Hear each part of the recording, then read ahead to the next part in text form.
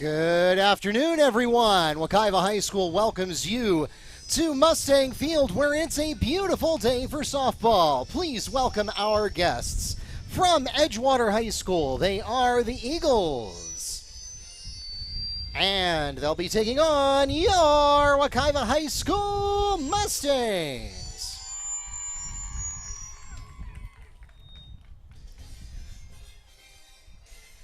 Let's meet the teams. We'll begin with our guests from Edgewater. And we'll start with their leadoff hitter, catcher, number 23, Shinare Jones.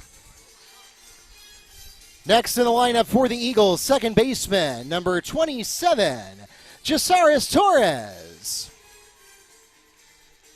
Third in the lineup for the Eagles, shortstop, number 1, Zakaya Chrysler. The cleanup hitter for the Eagles, and in the pitcher's circle to start today's game, number 11, Elena Harvey. In the 5-hole, first baseman, number 21, Josephine Combs. Sixth in the lineup for the Eagles, left fielder, number 18, Taylor Moore. In the 7-hole, center fielder, number 15, Destiny Cruz. Batting eighth for the Eagles, third baseman, number 6, Alana Pagan. And finally, for the Eagles, batting ninth, right fielder, number 17, Naima Potter. And the Eagles are managed by Coach Farrell. And now, let's meet the starting lineup for your Wekiva High School Mustangs.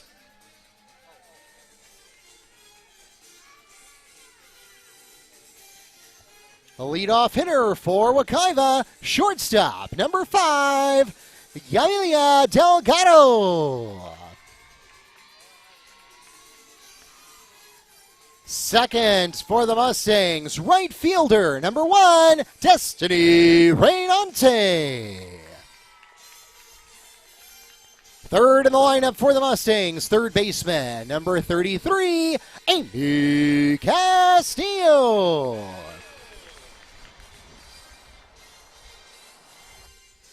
Batting fourth for the Mustangs, catcher, number 23, Matrice Boyd.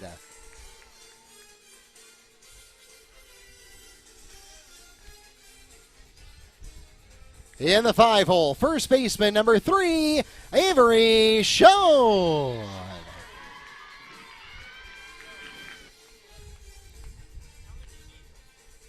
Sixth in the lineup for the Mustangs, and in the pitcher's circle to start today's game, number 13, Mackenzie Eckert.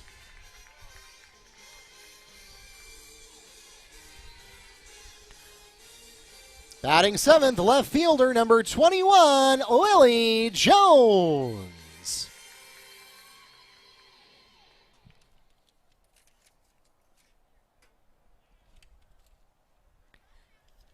In the 8-hole, second baseman, number 18, Karina Ramos.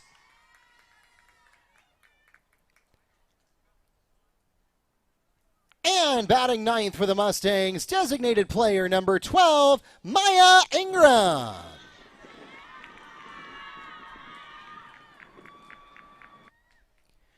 Fielding for Ingram at center field, number 2, Kiana Davis.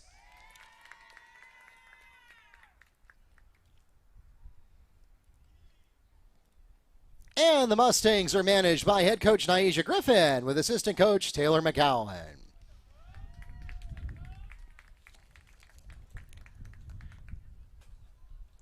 And now we invite you to please stand as we honor America with the playing of our national anthem.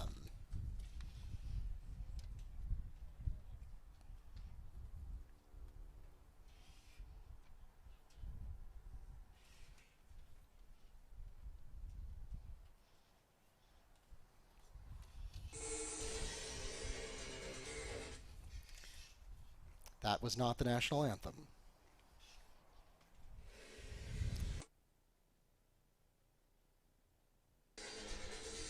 Once again, we welcome you to Mustang Field. Today's game is being live streamed on YouTube and Varsity Sports Network. If you have friends and family who are not able to join us here in the ballpark today, or they're stuck at work, whether that's elsewhere and maybe over in College Park, elsewhere in Apopka, or anywhere in the world, you can direct them to our YouTube channel, Wekiva Sports, or you can direct them to varsitysportsnetwork.com. varsitysportsnetwork.org. Both of those are free to watch from anywhere in the world.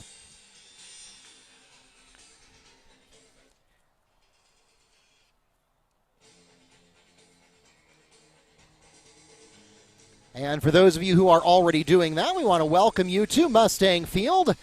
This was supposed to be, I think, the third or fourth home game that Wekiva had hosted this season. Instead, though, this is actually just the second home game for Wekiva. We had a couple of washouts, and so now we're finally able to get things underway proper here after spring break. My name is Mark Barchi, voice of the Mustangs and sports information director here at Wekiva High School, joined by Neil Fisher from the Apopka Chief. We'll be taking you through this beautiful spring afternoon. Yeah, and again, thank you, Mark. Of course, Wekiva coming in, a very young team, only 3 starters returning from last season.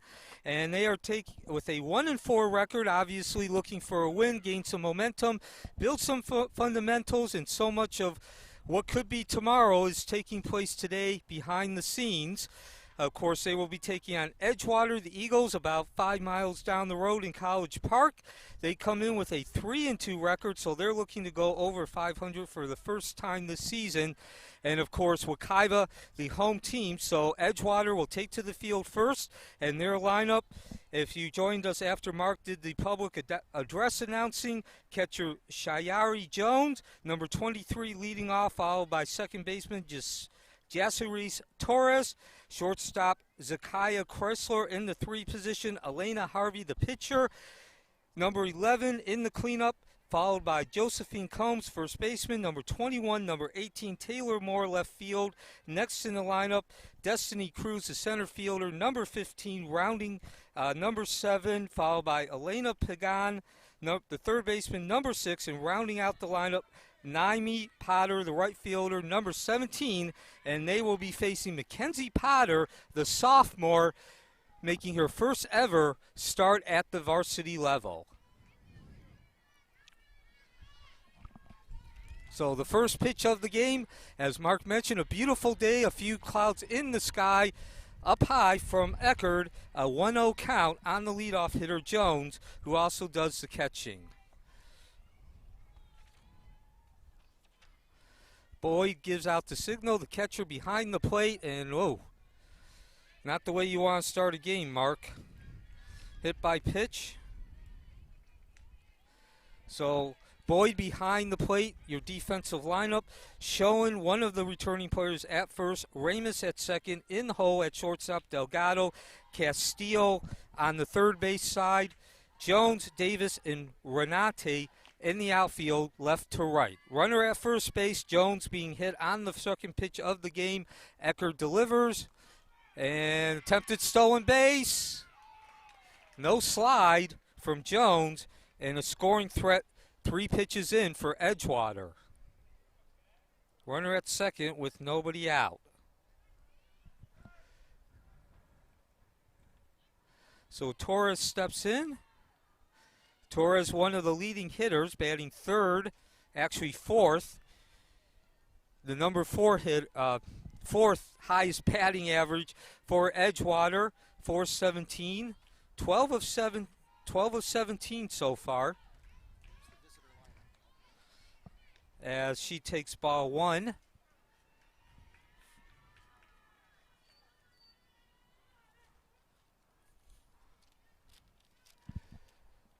So back to work.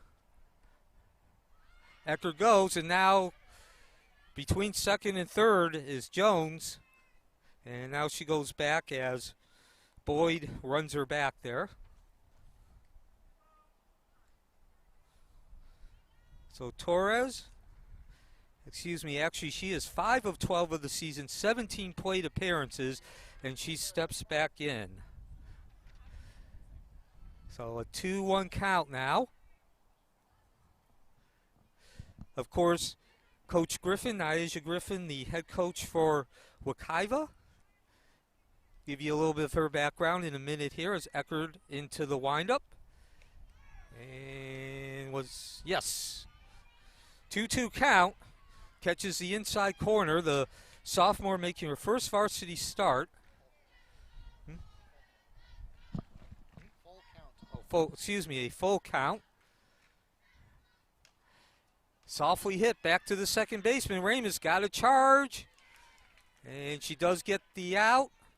But that does advance Jones over to third. So runner at third with only one out. Great opportunity for Edgewater to score first, draw first blood here in the top of the first inning. Next to the plate for Edgewater. Shortstop, number 1, Chrysler. Neil Fisher along with Mark Barchi, who of course is also our public address announcer. Stepping in, Zakiya Chrysler, the shortstop. She takes ball 1. Chrysler off to a better than you would hope for start, batting only .231, 3 of 13. Does have a double and a home run though. Has now a couple of high balls, 2-0 count. Runner at third with only one out, top of the first. Edgewater at the plate.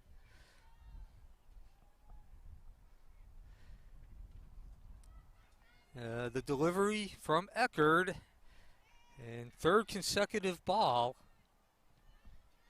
So, of course, Nyasha Griffin, the coach of Wekiva, and she is an alum, a member of the first ever class, 2011, to graduate after attending Wekiva for all 4 years of high school, as there's a swing and a miss.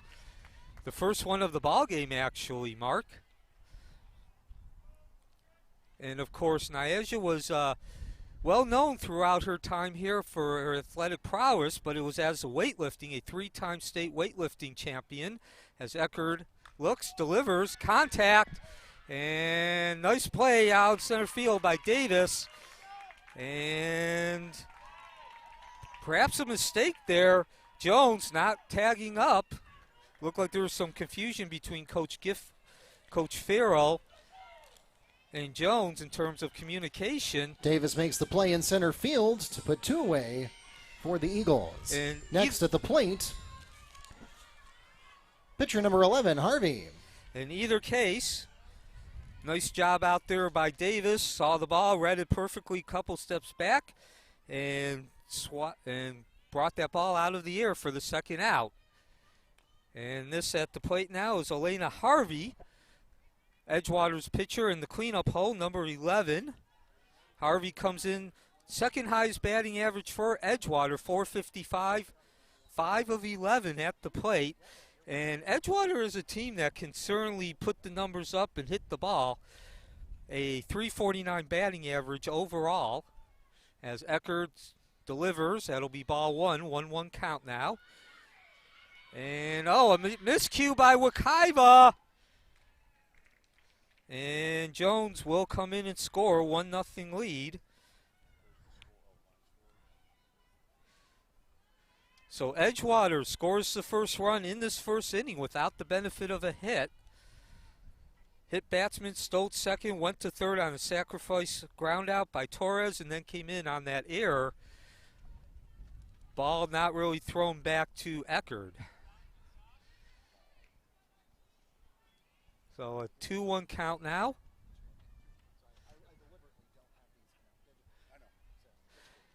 We are live from Wekiva High School, and they are in the field right now as that's Mackenzie Eckerd on the mound, and a 2-2 count now to Elena Harvey, the cleanup hitter and pitcher, starting pitcher for the Edgewater Eagles, looking to up their 3-2 record. Wekiva comes in a young, inexperienced team.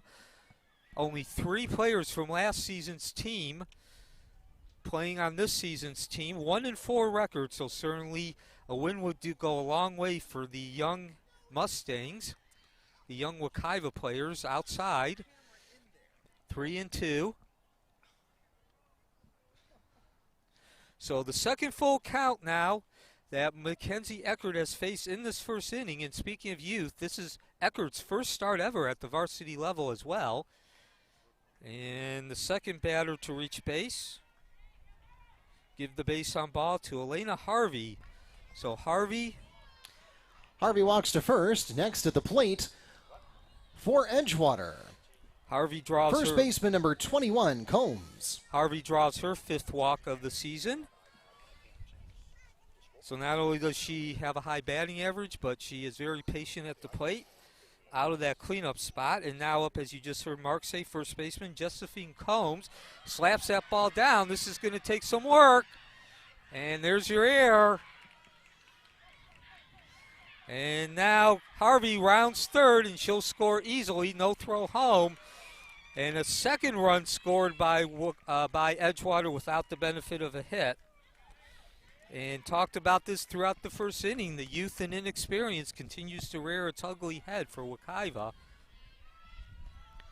Next to the plate for the Eagles, left fielder number 18, Moore. So Eckert with the throwing error. And definitely you could see her being pressured as Taylor Moore steps in, the left fielder. And there's another error, a wild pitch. And that'll advance Combs over to third. So Moore, the left fielder.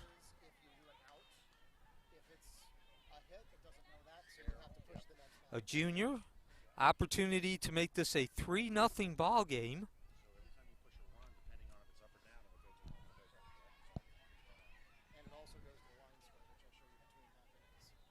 And Moore settles in. The pitch from Eckert. Through the wickets. And that'll lead to another run.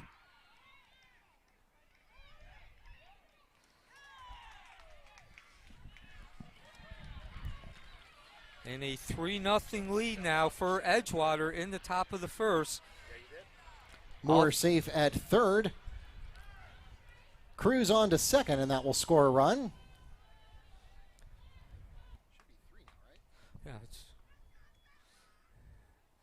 and so all 3 runs have been scored after 2 outs.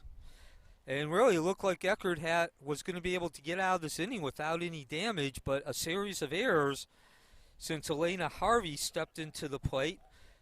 Harvey, the number 4 hitter, she came up with a runner at third, and again 2 outs. Drew a walk. Then Josephine Combs reached base on a throwing error. And now, of course, a second consecutive error. That was an error, by the way, on Castillo.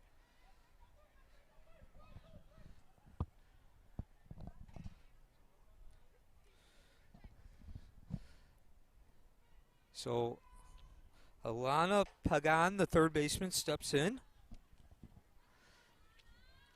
Pagan batting .273, 3 of 11 in the early going. She scored.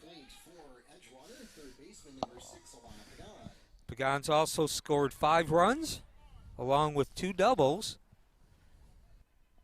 Ball 1.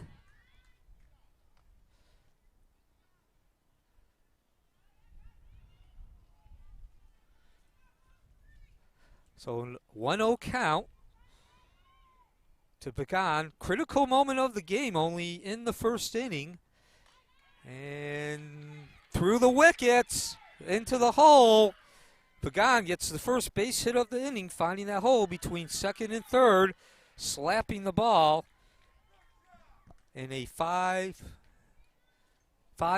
lead now for Edgewater as they've gone through the entire lineup.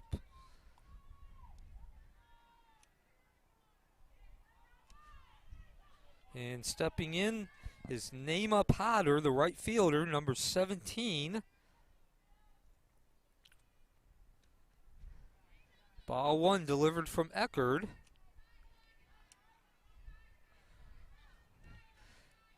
So Wekiva needs to get out of this inning quickly. 5 runs scored after 2 outs recorded. And that'll be a 2-0 count.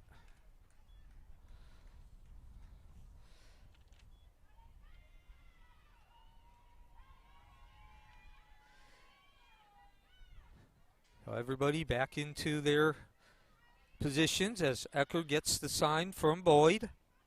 The windup, delivery, and this is going to be a tough play again. And this time Wekiva gets it. Give credit to Delgado. Charged the ball and then made the strong throw over to first to Schoen. But 5 runs come in, 5-0 lead for Edgewater as we head to the bottom of the first. Wekiva taking its first cuts. Play is made from Delgado to Schoen, and that takes us to the end of, or the middle rather, of the first inning. In that half inning, the Eagles scoring 5 runs on 1 hit with 2 Mustang errors, leaving 1 on base. Score now 5-0 at the end of the first half inning. Do you remember how Moore got on base? Actually, before you do that, line score? What?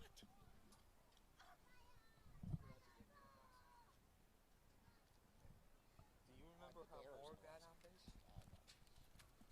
Then go to the next half inning. Yeah, wait, don't do it until we're done. Otherwise, they'll mess up that half. Yeah, you could.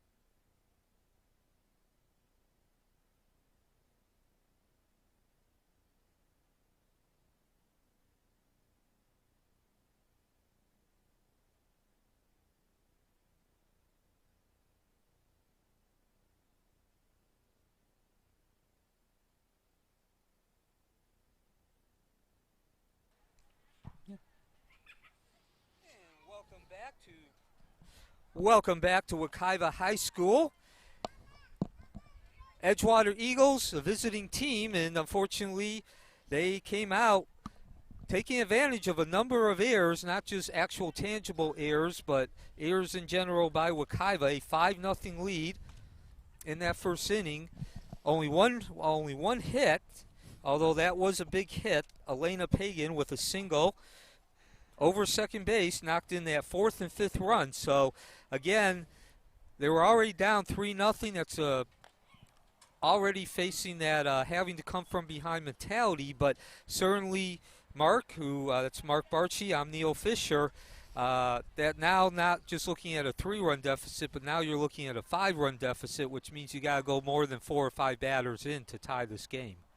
Yeah, and you have to remember that even though this feels like we're later in the season than we actually are, this is really only the second full week that Wekiva has actually gotten to play games. If you take the washouts into effect and spring break, where Wekiva did not play, Wekiva did not participate in any spring break tournament. So still, I mean, the team chemistry is definitely there, but the focus on the field, you can tell that, you know, softball and baseball really are a game of half-second reaction times, and Wekiva is about a half a second off speed on some of these plays, and that's what really has enabled Edgewater to catch up on those runs. Yeah, Mackenzie Eckert making her first ever varsity start for Wekiva. Her counterpart is As Elena. we enter the bottom of the first inning, the leadoff hitter for the Mustang, shortstop, number 5, Delgado. So making the start for Edgewater is Elena Harvey, very much on the other side, a senior, and she's been a starter for all 4 seasons. And as Mark just mentioned, Delgado steps in. That's Yamela Delgado, the shortstop, number 5, and she looks at strike 1 from Harvey. So Delgado, the leading hitter for Wekiva at .556, 5 of 9, and a 1-1 count now. And your offensive lineup for Wekiva after Delgado, Destiny Reynati, the right fielder, number 1, Emmy Castillo, the third baseman, number 33. In the cleanup hole, Martrice Boyd, the catcher, 23. Avery Schoen, first baseman, out of the 5 hole, number 3, 2-1 count. Mackenzie Eckert, the pitcher, number 13, again making her very first varsity start. Lily Jones coming up next, the left fielder, number 21, Karina Ramos, the second baseman, and rounding out the lineup, the designated player, Maya Ingraham, number 12, as Harvey pitches again. That'll run the count to 3-1. And so here we see, Neil, that Edgewater may be struggling with the same defensive issues as Wekiva did in the top of the first. Yeah, 3-1 count now as Harvey's taking her time. Jones is her battery mate. And there's strike one, the first. That'll run the count to 3-2. Your defensive lineup for Edgewater, just mentioned Jones behind the plate, Combs at first, Torres at second. At shortstop, Chrysler, the leading hitter, Pagan at third base. In your outfield, left to right, Moore, Cruz, and Potter. So the full count on the leadoff hitter for Wekiva. Delgado slaps that ball off of Harvey, and she's going to wind up on first base. A leadoff hit for Wekiva. So Delgado continues her hot hitting. Delgado on the single is safe at first. Next to the plate for the Mustangs, right fielder, number 1, Destiny Renante. Delgado, as we mentioned at the beginning, batting .556, so that'll certainly up her average. And let's see if Harvey's okay. Looks like she's going to stay in. She's going to take a few practice pitches. Wekiva trailing 5-0, top of the first inning. Edgewater benefactoring and taking advantage of 3 errors to score those 5 runs. So 4th and 5th runs actually came in on the only base hit of that first inning, a 2-out single by Elena Pagan. And so with the runner at first, Delgado, the runner, Destiny Renati, the right fielder, will step in. Renati batting only .125. So she's looking to get her sea legs, if you will. And now as we approach the 7 o'clock hour, here at Wekiva State, at Wekiva Field,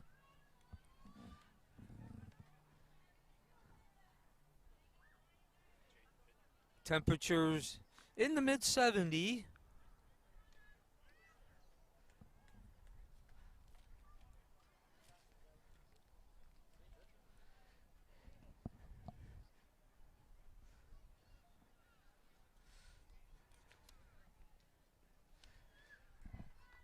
It's actually a different picture. So actually, excuse me, Edgewater does decide to make a pitching change. Now in the pitcher's circle for Edgewater, number 6, Pagan. And as you just heard my partner, the other voice, that's Mark Barchi, who's also our public address announcer, so that's why you're hearing him. Kind of a different feel than my voice. So Elena Harvey will officially go only 1 batter, gives up 1 single, 1 hit. And now down to second. And does she take third? Yes. Yeah, no throw. So Delgado, the leading hitter, leading on-base percentage, and certainly she is looking to answer Edgewater, taking a 5-0 lead at the end of the first inning. Takes 2 bases. The first stolen legitimately, the second. Third base reached via the air. Got by the second baseman, Torres. And now Renati steps back in with that 1-0 count. Opportunity for her to do some damage. 125 batting average as the count now 2-0. 1-1. And only 1 RBI. It's a 1-1 count, excuse me. Delivery, and that's up high. Nice job by Jones to prevent the run from coming in. Only the second batter for Wekiva, Destiny Renati. Wekiva trailing 5-0, but a runner at third base. That's Yamelia Delgado with nobody out. And Pagan delivers, soft tapper down to short, third, and quick throw home.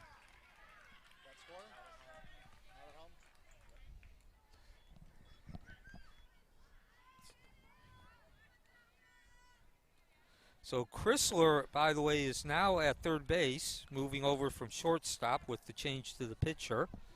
1 away now for the Mustangs. Next to the plate for Wekiva, third baseman number 33, Amy Castillo. So a golden opportunity for Wekiva goes by the wayside.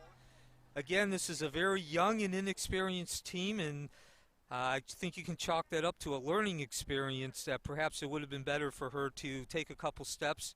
Traditionally, in that situation, Mark, the runner at third base takes a couple steps towards home and then gives the indication that she's not going to go home, which forces the catcher to throw the ball to first base.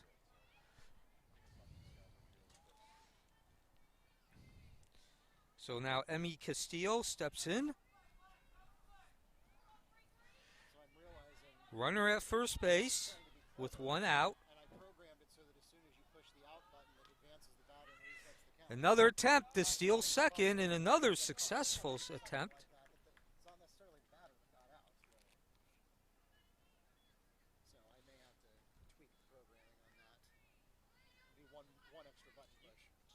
Neil Fisher along with Mark Barchi from Wekiva High School. Thank you for joining us. As Castillo steps in, she is batting .500, 4 of 8 on this young season. And that's going to be a base hit. Slaps it over shortstop. And Coach Griffin pulls up the hold sign to Renati.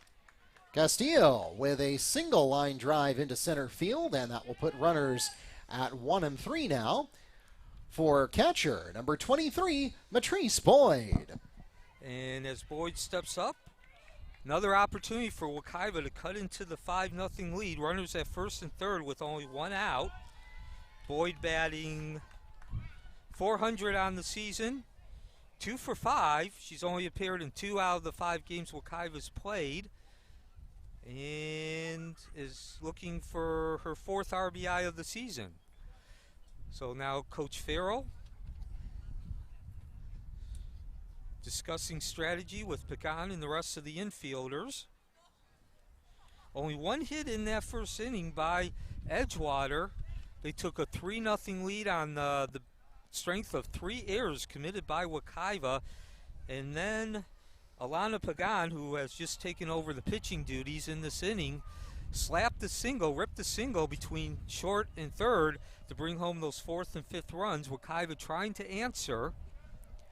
For those of you here in the ballpark, we want to remind you we are live streaming today. You can catch it at varsitysportsnetwork.org or on our YouTube channel at Wekiva Sports. Make sure your friends and family back in College Park, elsewhere in Apopka, or anywhere in the world know that they can join us virtually if they were not able to join us in person. So Boyd steps in, looking to make contact and cut this 5-0 lead. Ball 1.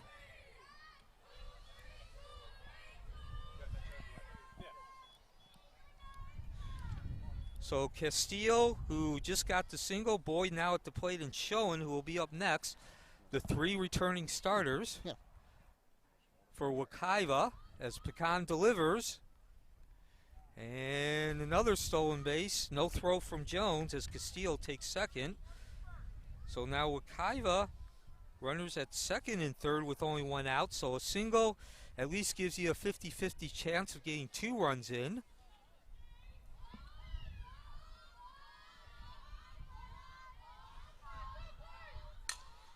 And that ball's ripped foul. That'll bring the count to 2-1.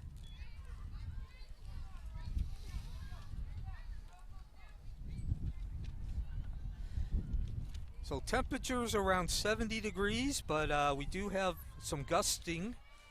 Yeah, it's going to take something a little extra special if anybody wants a home run today, as the wind is coming right at the plate. It's coming out of left field. But otherwise, you couldn't ask for a prettier day. Yeah, and of course, as the count now goes to 3-1, hitters count on Boyd. This certainly is a nice sight, certainly something to take a deep breath. After having a couple of rainouts, as Mark mentioned at the beginning of the broadcast, I'm Neil Fisher. Mark Barchi is the Mark I'm referring to. And, well, 3-1 count. Boyd swings, and nice play by the second baseman, Torres. Nice, easy, fundamentally executed play. But Boyd does her job, gets the run in, moves the runner from second to third. 5-1 now with 2 outs in the bottom of the first.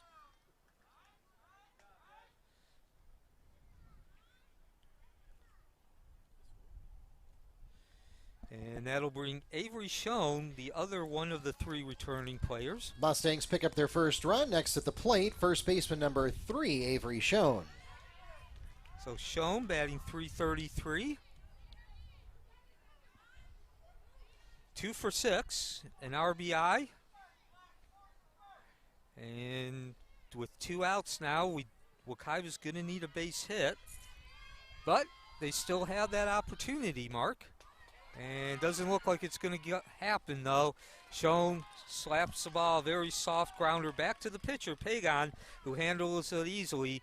And so at the end of the first inning, 5-1, Edgewater still in the lead on the benefit of 3 errors.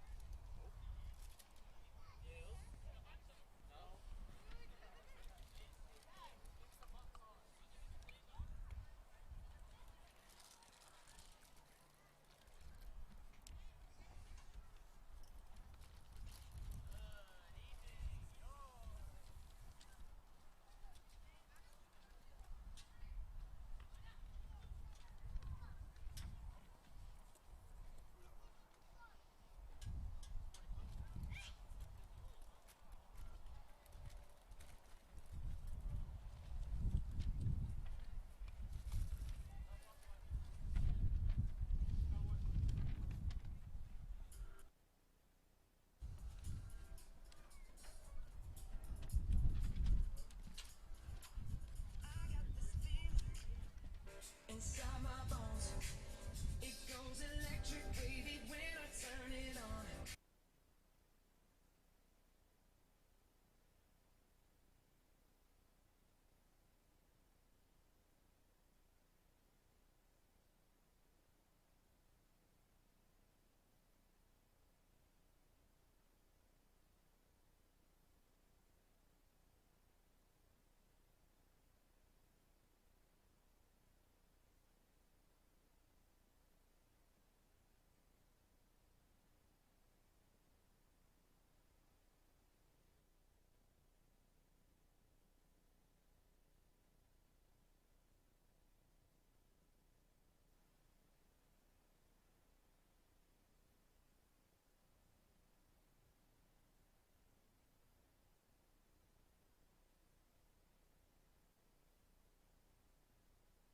And we begin the second inning.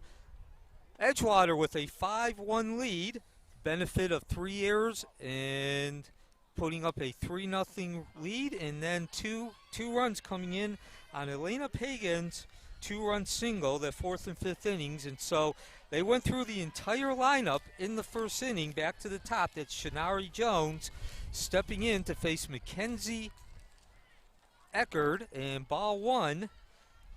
As we enter the top of the second inning, the Eagles begin in the top position of their lineup with catcher number 23, Shanari Jones. And Jasseries Torres, the second baseman, and then Zakiah Chrysler scheduled to follow in the top of the second. 2-1 count. And Jones was hit. She began the game by getting hit in the head. Actually, it was the back of the head. It was a very soft pitch. Obviously, Eckerd lost control of it, and she wound up scoring the first run of the game. Stoltz second, took third on a sacrifice ground out, and came home on one of those errors. And there's a swing and a miss. So that'll make the count 2-1. Eckerd whipping the ball by Jones. Signal from Boyd, and 3-1 count now.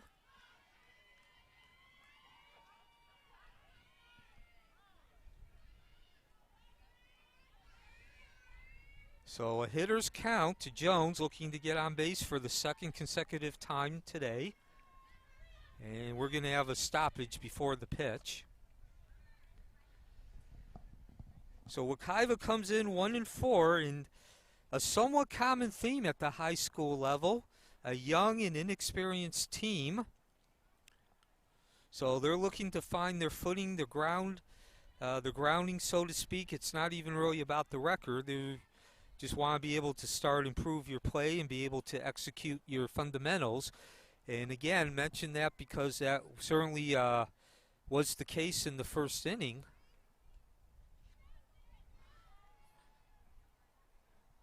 Eckerd, and there's ball 4. So Jones reaches base for the second time today without the benefit of a hit. And that will bring up Jaceres Torres, the second baseman, who hit a sacrifice ground ball to the second baseman Ramus in the first inning, brought Jones into scoring position.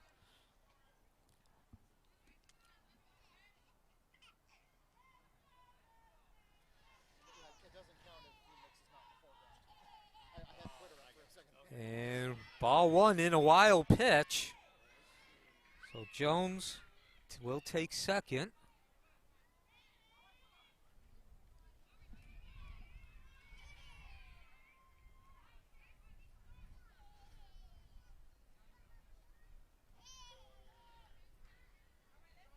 So for the second consecutive inning, Wekiva facing a scoring threat.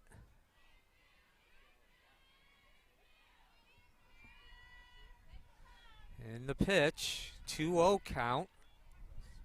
So you can choose either way.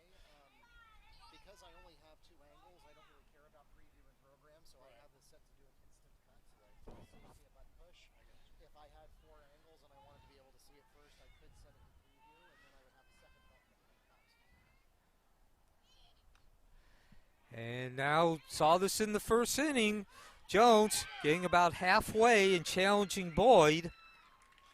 And this time, Boyd unable to chase Jones back to second. And so now a runner at third with nobody out.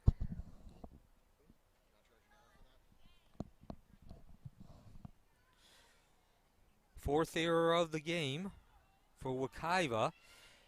And again, these errors, this is such a young and inexperienced team, only 3 starters returning from last season. However, that's translated into 19 unearned runs through the first 5 games, Mark.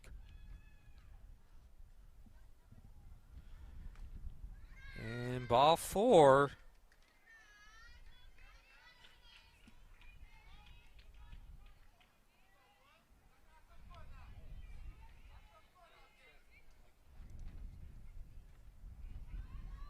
Next at the plate for the Eagles, shortstop number 1, Chrysler. And so Chrysler steps in,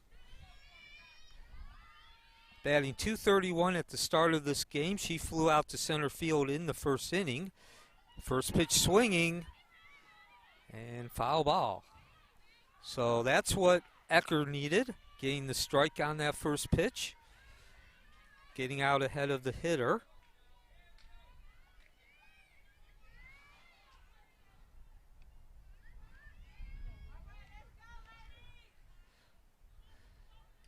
And Chrysler steps back into the plate. And on the go, on her horse again is Torres. No throw from Boyd, and that'll bring runners to second and third with nobody out. Both the runners stowed second. Jones at third, Torres at second. Eckerd gets her sign on the 2-0 count, and that's going to drop in. Chrysler slashes the ball into left field, and that'll bring in 2 runs. And she's going to try to score. Rounds third. Out at home plate.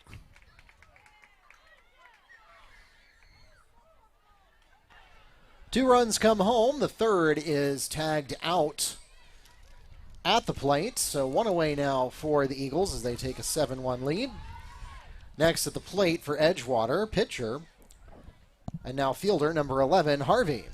So as you just heard Mark, my partner, that's Mark Barchi, who's also our public address announcer, say, out at the plate, 1 out now, but 2 runs come in, and that now gives the first 2 RBIs of the season for Chrysler.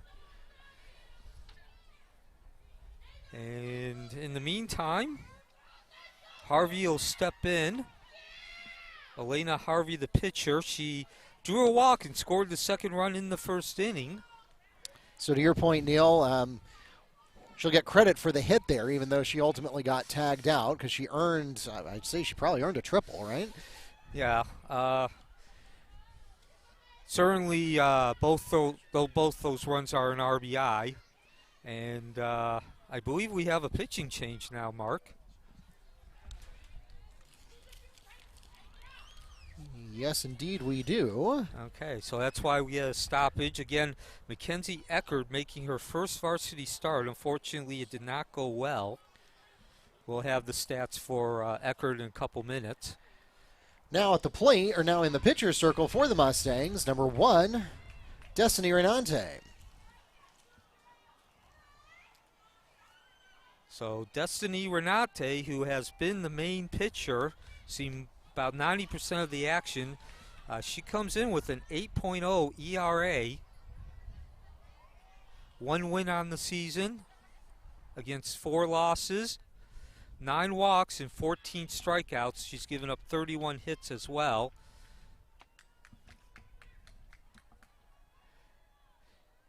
So things, as we just mentioned, did not go exactly the way Wekiva or Mackenzie Eckert wanted her first varsity start, but you can't blame it entirely on her as she comes out with a 7-0 lead. Now at the plate for Edgewater, again, number 11, Harvey. Of those 7 runs, only 1 was actually earned, and she gave up only 2 hits, Mark. And Harvey is hit in the foot, and so 4 consecutive batters now, all the first 4 have reached base in this top of the second for Edgewater.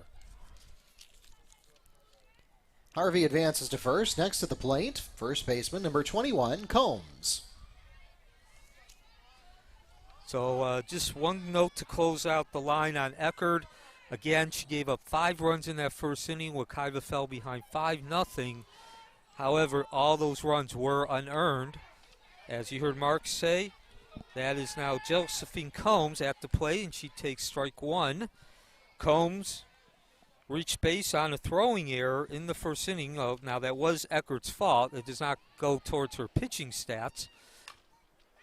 And, unable to snag that ball, Ramus. And now 5 consecutive batters have reached base, and they're going to also take another base on the 5th error. Yeah, that's one of those rare plays that is both a hit and an error. First base was earned, second base was not. Yes, in third base for Chrysler, who was the runner who began the play on first. Harvey. Harvey is now at third. Next to the plate for Edgewater, left fielder number 18, Moore. So Moore steps in. She scored in the first inning, and she takes strike 1.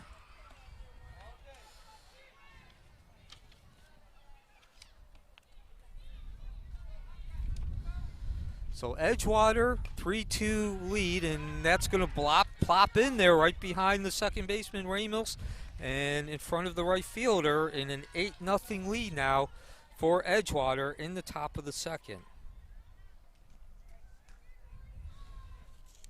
So Moore reaches base for the second time today. Moore with the RBI single. Next at the plate, center fielder number 15, Cruz. And Destiny Cruz steps in. She reached base on an error. Fielding error. Third baseman Castillo committing that error and takes strike 1. So Renate gets that first strike, exactly what you need. Of course, that's in any situation, but especially true when you're down 8-0. And contact soft. Stays live. It's fair. Back home and not in time.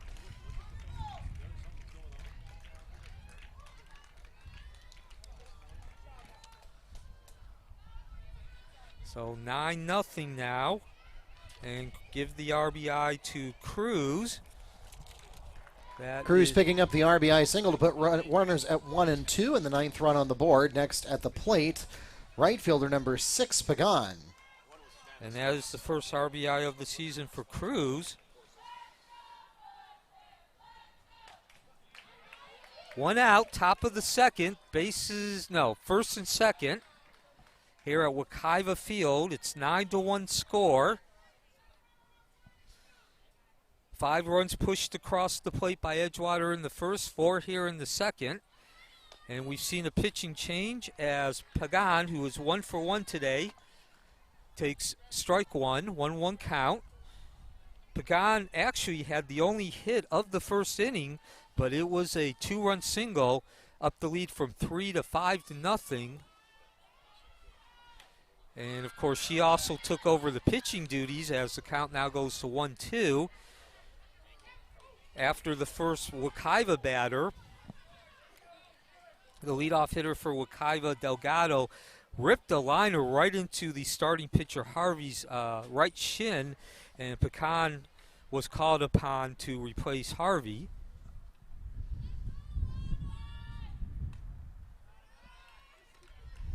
And now a 2-2 count.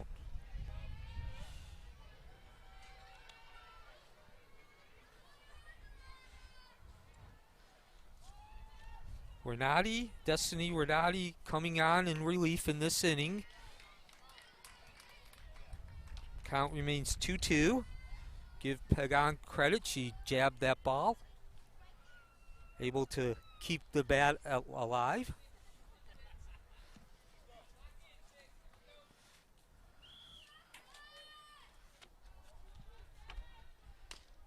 And that's going to run the count to full, 3-2 now. With runners at first and second, only 1 out, top of the second. Renati on the mound. Again, she came in relief in this inning. Only a freshman. Swing and a miss, 2 outs. The whiff. Renate records a swinging strikeout to put 2 away for the Eagles. Next at the plate for Edgewater, right fielder number 17, Potter. And so, obviously, anytime there's a runner at first and second, you need a strikeout. That's the best possible situation, but trailing by 8, certainly it becomes even more so important. As Potter swings and misses, so Renati starting to find her groove, so to speak. 3 strikes to the last 4 pitches, make that 4 strikes in the last 5 pitches. So Potter grounded out in the first inning to the shortstop, Delgado. And this will be the second consecutive inning, only 2 innings, but both innings, Edgewater has gone through the entire lineup. 1-2 count. Renati trying to get Potter to chase that 3rd strike.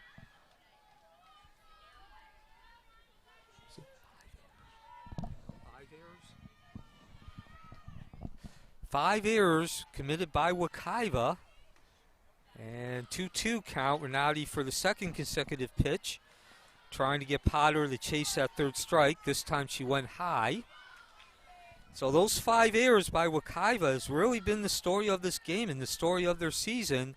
As do we get strike 3? No, but should be an out. Gobbled up by Delgado, the throw to first. And Wekiva gets 2 consecutive outs, but not before 4 more runs are added.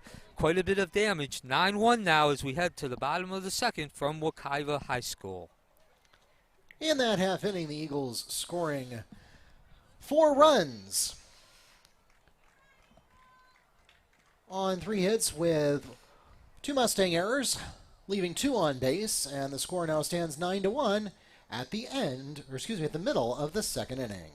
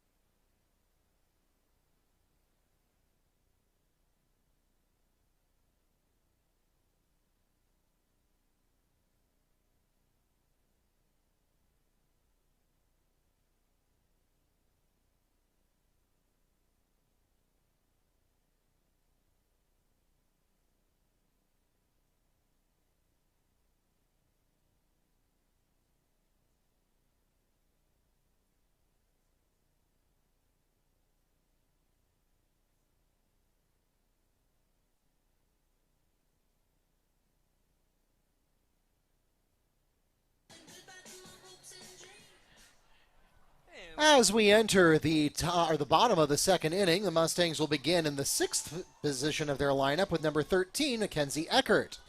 And welcome back to Wekiva High School.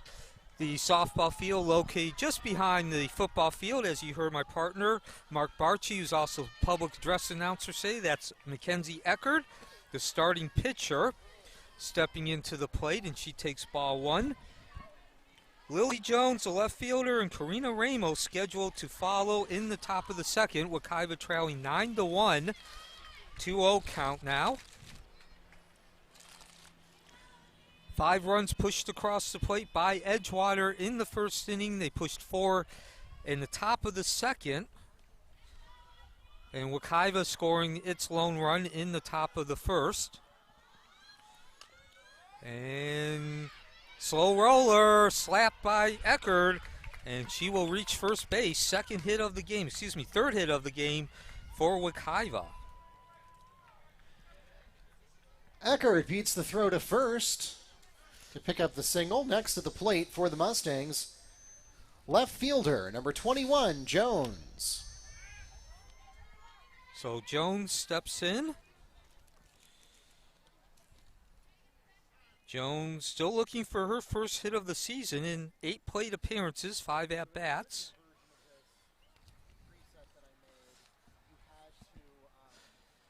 And now a stoppage as Coach Farrell will go out and talk to Pagan.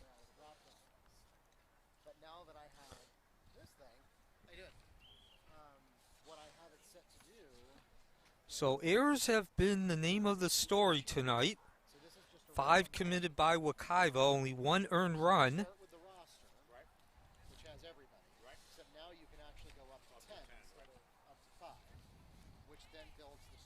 Wekiva coming in with a 1-4 record, so certainly a win would go a long way for them. Edgewater in the meantime at 3-2, looking to get some separation above that 500 line. And at this point, again, in the bottom of the second, Wekiva has yet to go through its entire lineup. Lily Jones, the number 7 hitter, while Edgewater has gone through its entire lineup twice now. So Jones lays down the bunt. It's a good one. And now over to third, trying to take that extra base. Yes, Eckert slides in and gets the safe call. So Wekiva, a ways to go, trailing 9-1, but certainly you have to start somewhere. And a runner at third with 1 out is a strong start. Give the bunt sack to Jones. And that'll bring up Karina Ramos.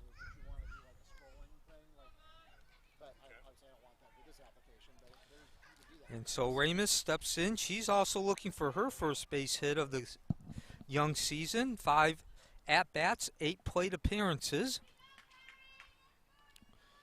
And Pagan goes to work.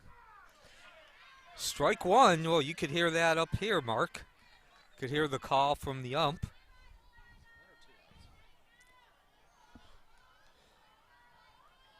Bottom of the second, 2 outs, runner at third. 1 out. Bottom of the second, Wekiva trailing 9-1, so certainly they need to get some runs.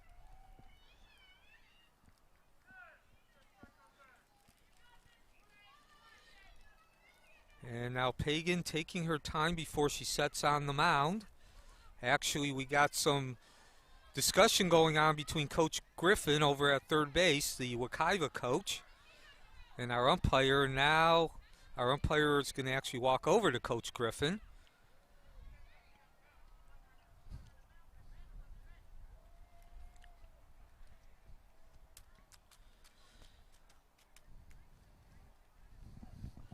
So thank you for joining us on this Monday afternoon. Hope everyone out there had an enjoyable weekend. I'm Neil Fisher, Mark Barchi, alongside myself and also our public address announcer.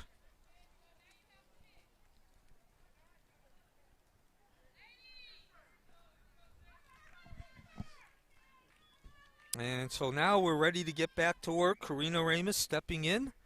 The pitch off the windup from Pagan, and The run comes in. It was an easy out as Pagans gobbled up that ball in the soft toss over to first base with Combs, but Ramos does drive the run in. 9-2 now in the bottom of the second.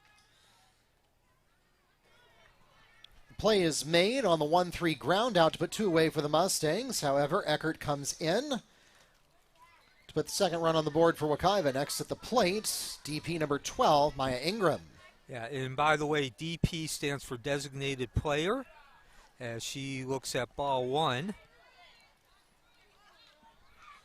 And I'll explain that in a minute. In the meantime, Ingraham, senior, batting .250, 1 for 4. With 6 official plate appearances. Pagan gets the sign, and Wekiva draws a reprieve there. That should have been an out, quite frankly. Yeah, Jones, she chased that one way into the sky. Yeah, just a series of errors there, even though they're not officially put in the air. Lowercase e errors. Yeah, shouldn't have swung at that pitch and then failed to catch it. So that leaves the count at 1-1. And ball 2. So give Ingraham credit for laying off that pitch. That was on the border there. 2-1 count now. And getting back to the designated player, for those of you new to softball, it's not subtly different than the designated hitter from baseball. 3-1 count now. The designated player in baseball, of course, you have a designated hitter. You used to have a designated hitter, which means the batter pitches specifically for the pitcher. In softball, you have the designated player as the pitch comes in, and that will run the count to 3-2. The designated player can bat for any position. Correct, and it also has a subtle effect on the way that the substitution goes if you later decide to change what the designated player is doing. Strike 3, the whiff. Took the pitch, and it caught the inside corner. So Wekiva does cut the lead to 9-2. And the good news, if you're Wekiva, both your leadoff hitters have gotten on both innings, and that's resulted in a run, but you still are trailing 9-2 heading into the top of the third from Wekiva High School. That takes us to the end of the second inning. 1 run scored for the Mustangs there. On to hits with no Eagle errors. And leaving 1 on base, and that takes us to a 7-run ball game. 9-2 is the score at the end of 2 innings here at Mustang Field.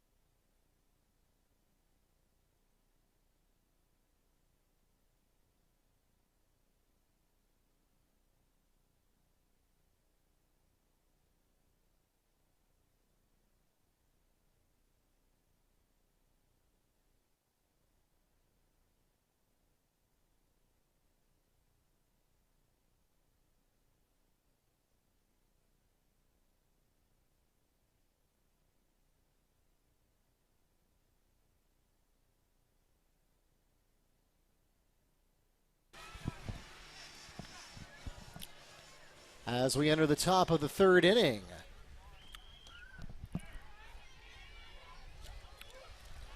The Eagles will begin in the first position of their lineup with catcher number 23, Jones. And Edgewater also has a 9-2 lead as Jones swings and misses. Strike 2.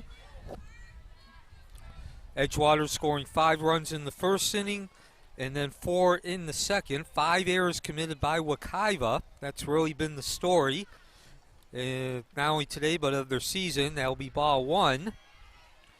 And as Mark mentioned, this is the 3rd time that Shanyari Jones has come up to the plate as the leadoff hitter. Wekiva is yet to complete is just beginning their second time through the lineup, and there's a rip. And Jones is going to try for second, and she's successful. Is she going to get into third? No. Rolled the dice once, didn't get away with it the second time, though. And give credit to your second baseman, Ramos, who threw a strike over to Castillo, who put the tag on.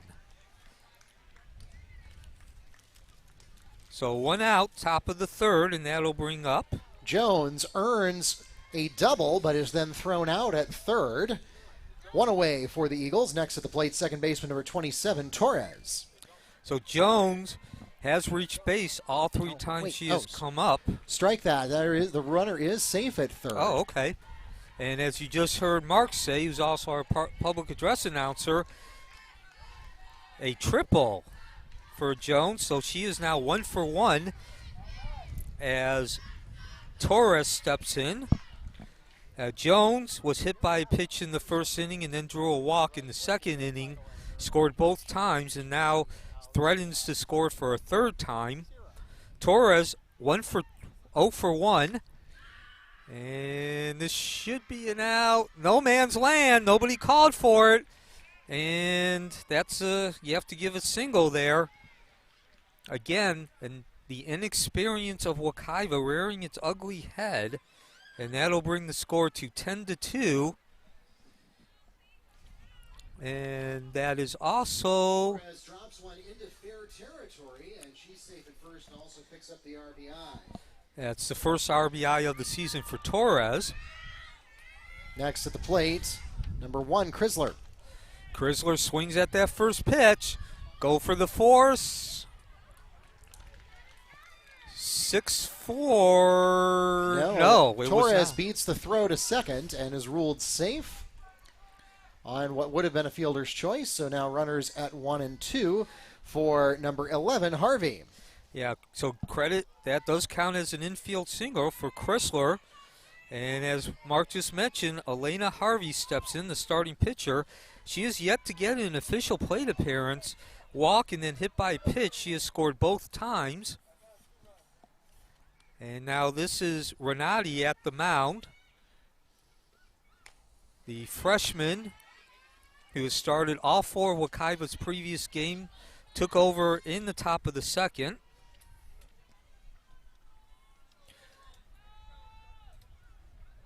Edgewater 3-2 record. Swings through that pitch. High hard heat from Renati, and that evens the count at 1-1.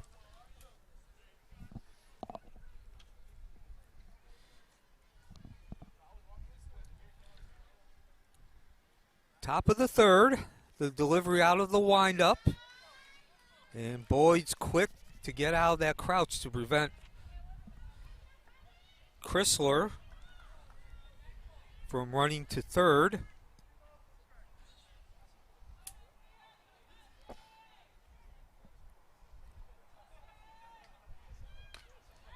Swing and a miss, 2-2 count.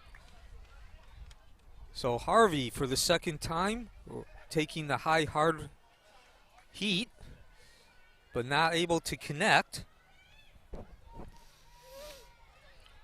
Renati gets the sign from Boyd. The windup, the delivery. Ooh, close. Harvey shows patience. So a full count. Runners will be on the go. Most likely with that 10-2 lead. In the top of the third. Runners at first and second. The windup, the delivery. And this is mid-range. Oh, error on Ramos. And the runners are off. So Wekiva actually catches a break in the fact that only 1 run came in, but that still increases the lead to 11-2 and another unearned run as Torres comes across. Ball dropping out of Ramos's hands in center field.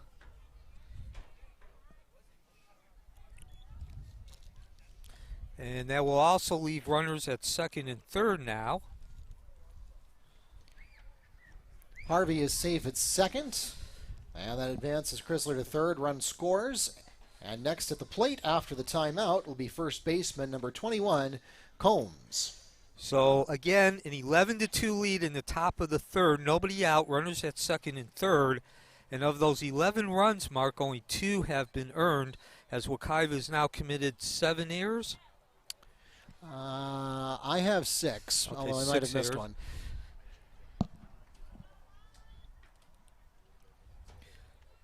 Yeah, actually it is 6 errors.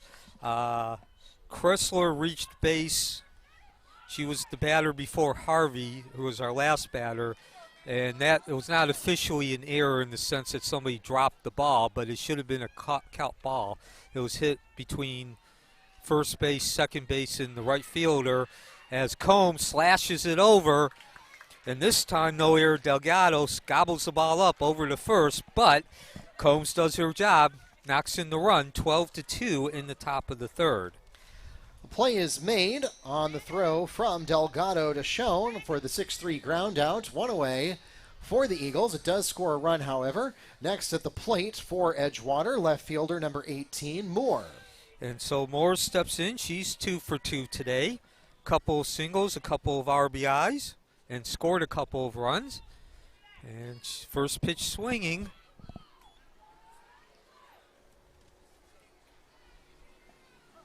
So an 0-1 count, certainly what Renati wants to start off.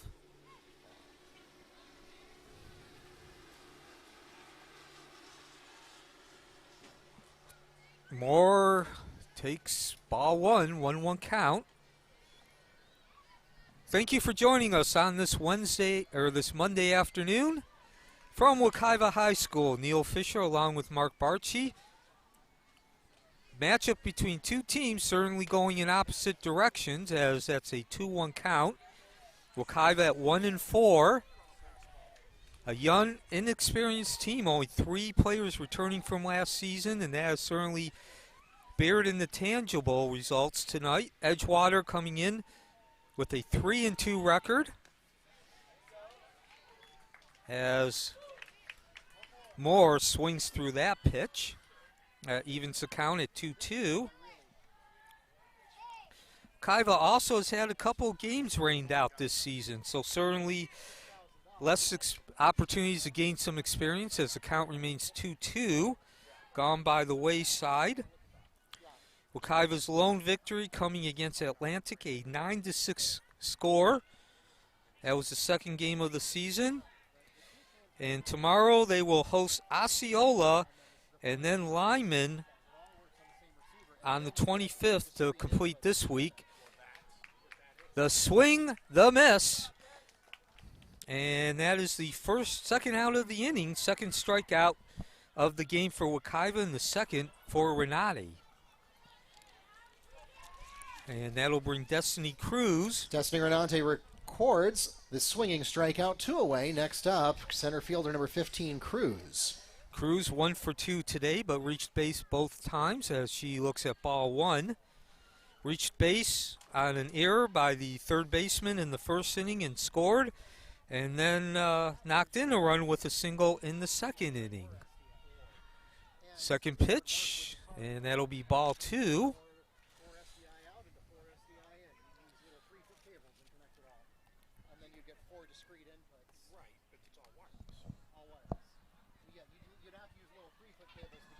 Runner at third base, 2 outs, top of the third. A 12-2 lead by Edgewater. 2-1 count.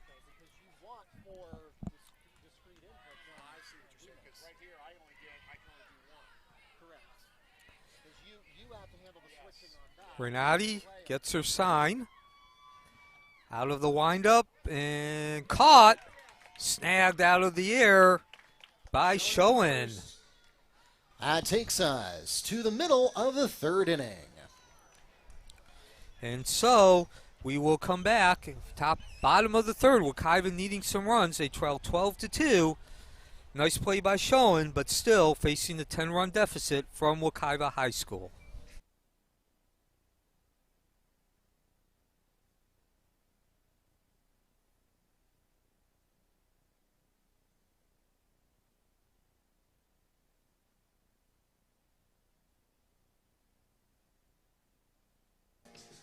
We invite you, if you're not already doing so, to follow us on Facebook, Instagram, Twitter, and YouTube. We are at Wekiva Sports on all 4 of those services.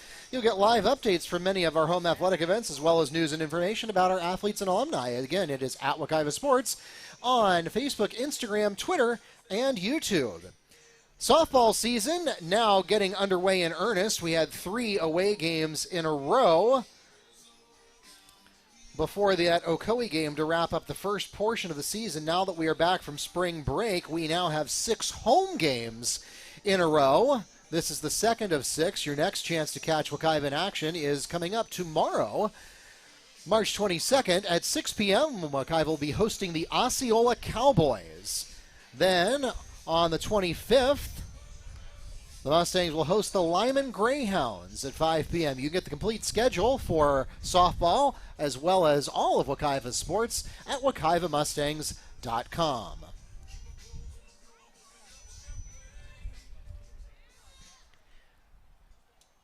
And as we enter the bottom of the 3rd inning, the Mustangs will begin in the final position. The first position of their lineup with shortstop, number 5, Yasmin Delgado. And Wekiva also trails 12-2, Edgewater providing the opposition. Edgewater scoring runs in each of their innings. 5 in the first, 4 in the second, and 3 in the top of this inning.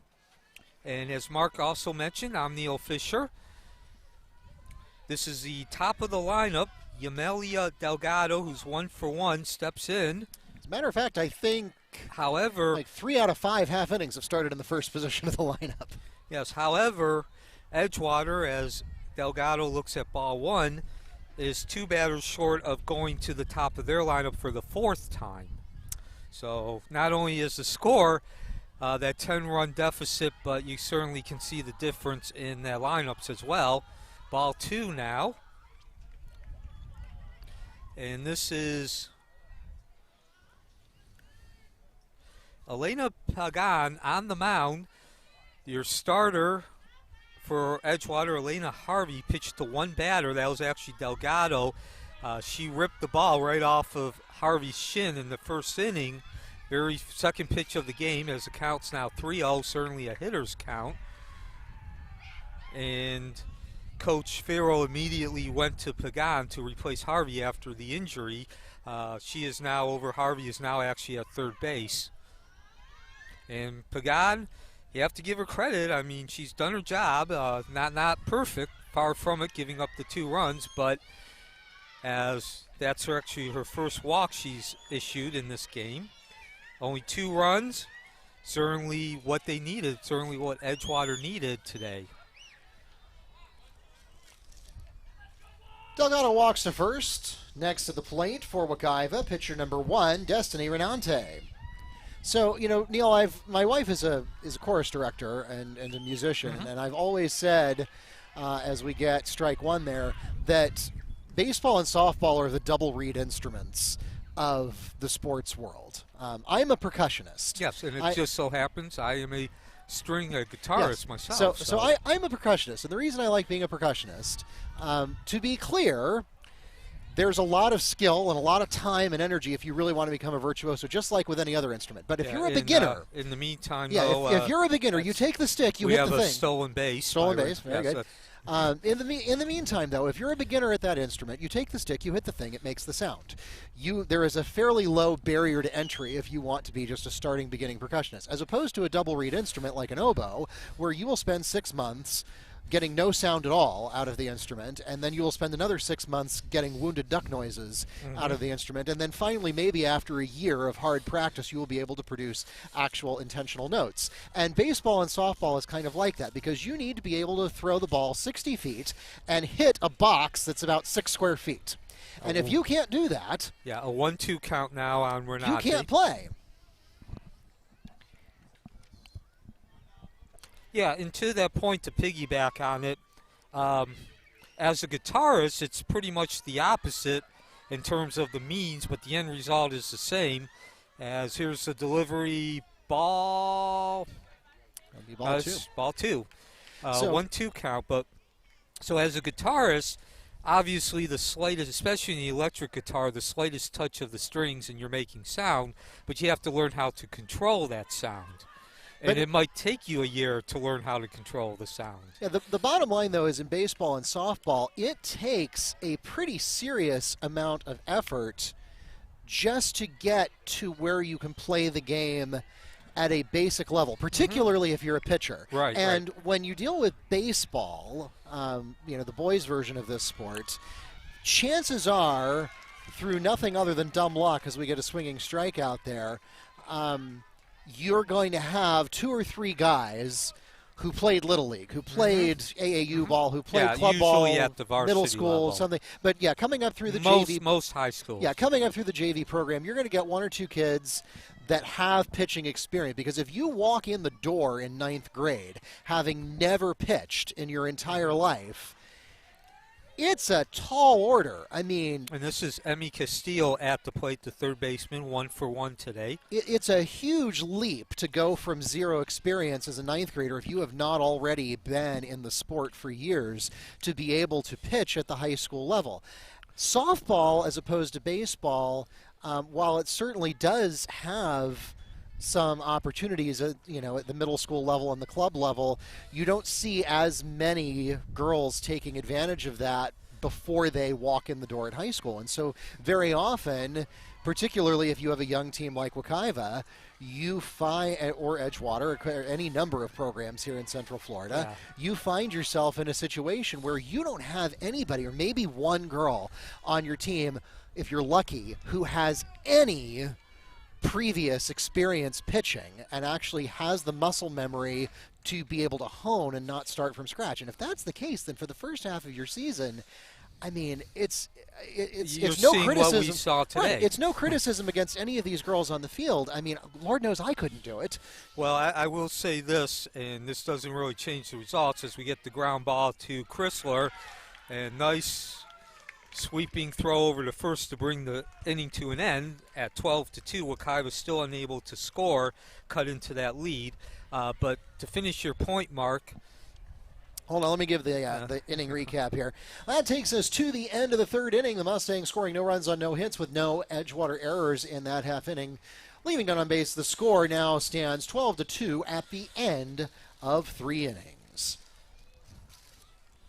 So what I did want to say, Mark, here as we are now between innings, these players, and again, Mark and I have been covering Wekiva in some form. Of course, I work for the Apopka Chief, the local newspaper, so my area of specialty is the printed journalism.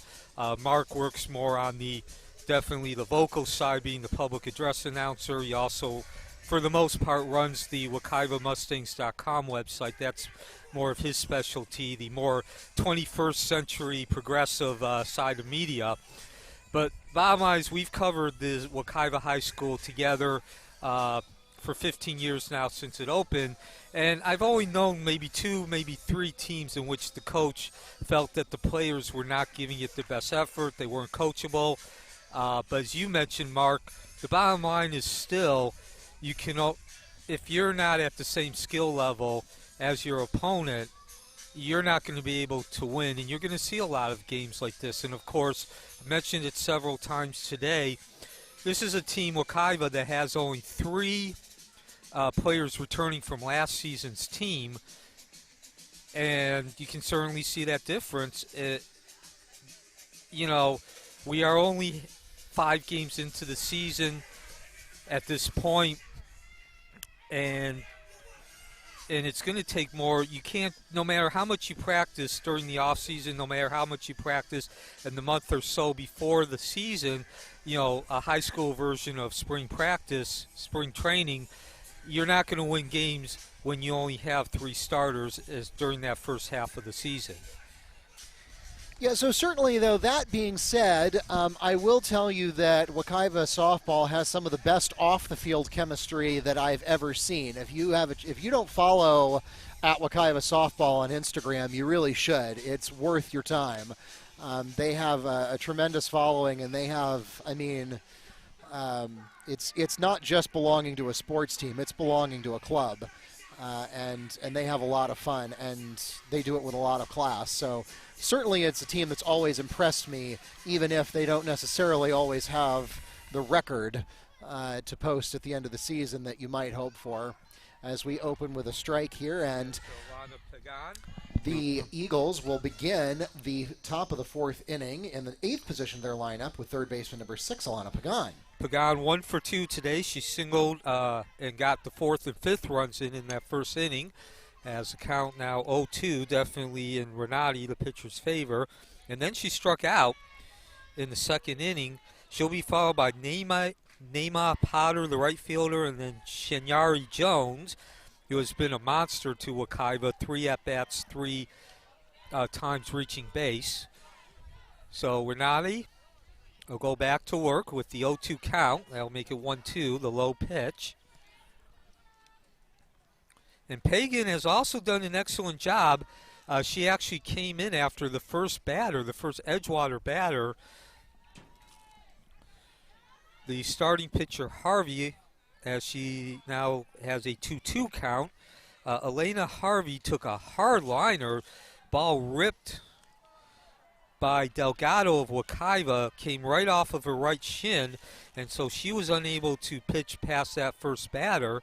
Pagan taking over on the mound as she will now take strike 3, and to quote Ernie Harwell, stood at home plate like the house on the side of the road. Renate records the strikeout looking one away for the Eagles. Next at the plate, right fielder number 17, Potter.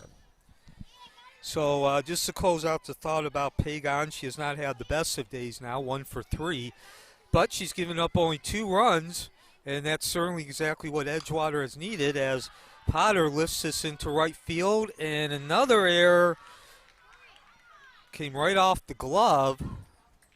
And that's the second time we've seen not a particularly hard hit fly ball. I wouldn't say it was a blooper, but certainly some heat on it, but not the hardest.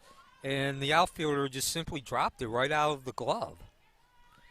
Potter is safe at first. Next up, the Eagles return to the top of the card with catcher number 23, Jones. Yeah, and so as Mark just mentioned, I'm Neil Fisher. Jones is now coming up to bat for the 4th time. Wekiva just got through its lineup for the first time in the bottom of the 3rd. And the 1-0 count. Jones once again, 3 at-bats, 3 times reaching base, as she will now take a 2-0 count. Hit by pitch. It was actually the second pitch of the game. She got hit in the back of the head. It was a very soft pitch. Obviously, the pitcher at the time, Eckert, lost control of it. And this should be an out. Delgado scooping the ball up, stepping on second, so 1 out. Delgado makes the unassisted out at second base. 2 away. And so just to finish up on Jones, she then walked in the second and then tripled in the third and has scored all 3 times. Next at the plate, second baseman number 27, Torres. So Torres comes up. She's had a good day, 1 for 2 officially with a walk as well. And the base runners continue with their move. This is Jones now taking second on the wild pitch. So Torres also has scored twice and has an RBI. Torres batting .417 when the game started. That RBI was her first of the season.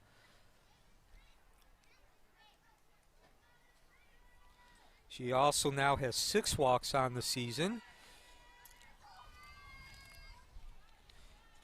And Renate will deliver ball 2. 2-0 count. 2 outs, top of the 4th. Runner at second. We're from Wekiva High School. Neil Fisher, Mark Barchi. Thank you for joining us on the Varsity Sports Network or the Wekiva Athletic Network via YouTube.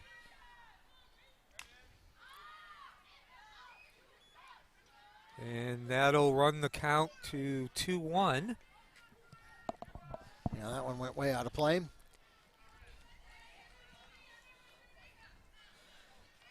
Sun's starting to set, temperature starting to drop here at Mustang Field.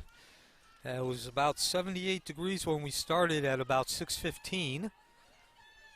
As Renati delivers.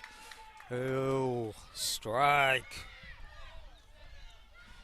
Whip that ball right by Torres, and that'll even the count at 2-2. So Edgewater comes in with a 3-2 record. They're actually on a 2-game losing streak. Won their first 3, then lost their last 2. And ground ball beaten down third base, and that gets by the third baseman. And an infield single, so another opportunity for Edgewater to bring in some more runs, as we'll have runners at first and third with 2 outs.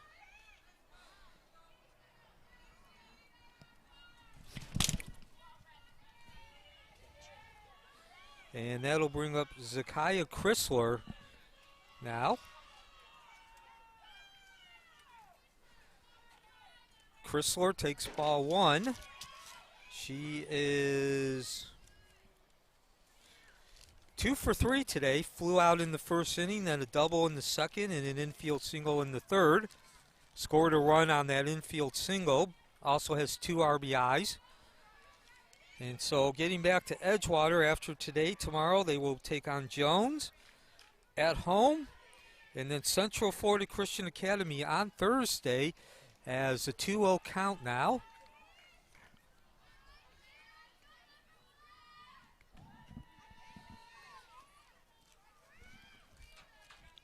12-2 score. Edgewater with that lead. They have led from the beginning. As this is Zakiah Chrysler taking ball 3. A 3-0 count now.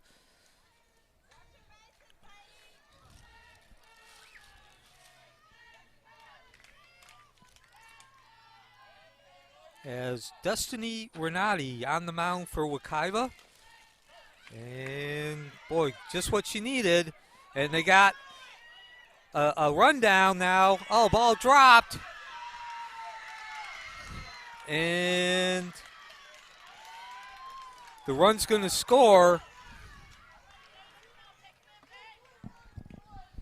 Jones crossing home plate on the slide. And again, we've talked about this throughout the game. I know it's a beaten horse, a broken record, but youth and inexperience. And that was certainly a direct result of that, tangible result, because they didn't have to go home. There were 2 outs. So if you get the out if you throw the ball to first base, get that third out, you're out of the inning. Instead, you make a 7th error. I actually have that as 9. 9 now, okay. I was a little bit less generous than you, I think, a couple of plays ago when it was dropped at third.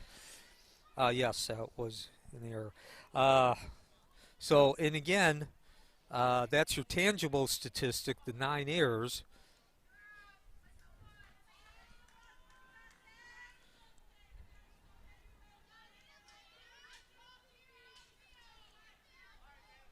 And so that will bring Elena Harvey to the plate. Harvey yet to have a base hit, but she's been on base 3 times now. A walk, a hit batsman, and she reached by error last time. Center fielder dropping the ball. And she has scored 2 of those 3 times she's got it on base. 13-2.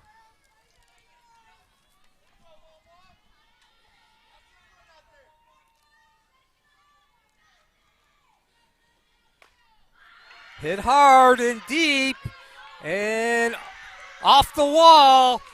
Tag that ball. 1 run in, 2 runs in, a stand-up double, and a 15-2 lead now in the top of the 4th for Edgewater.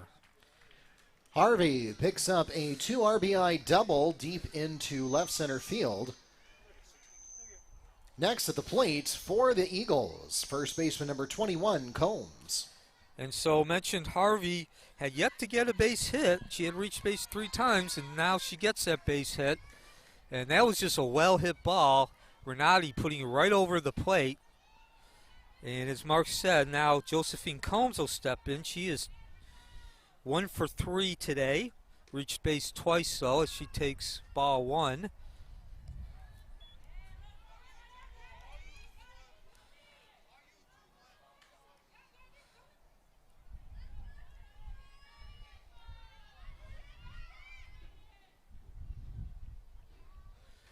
Pitch. Swing and a miss. High, hard one.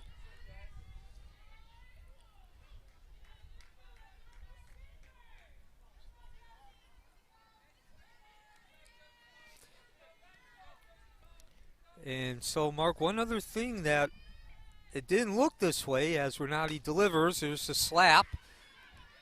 Should be a 4-3, and it is. Yes, by Ramus.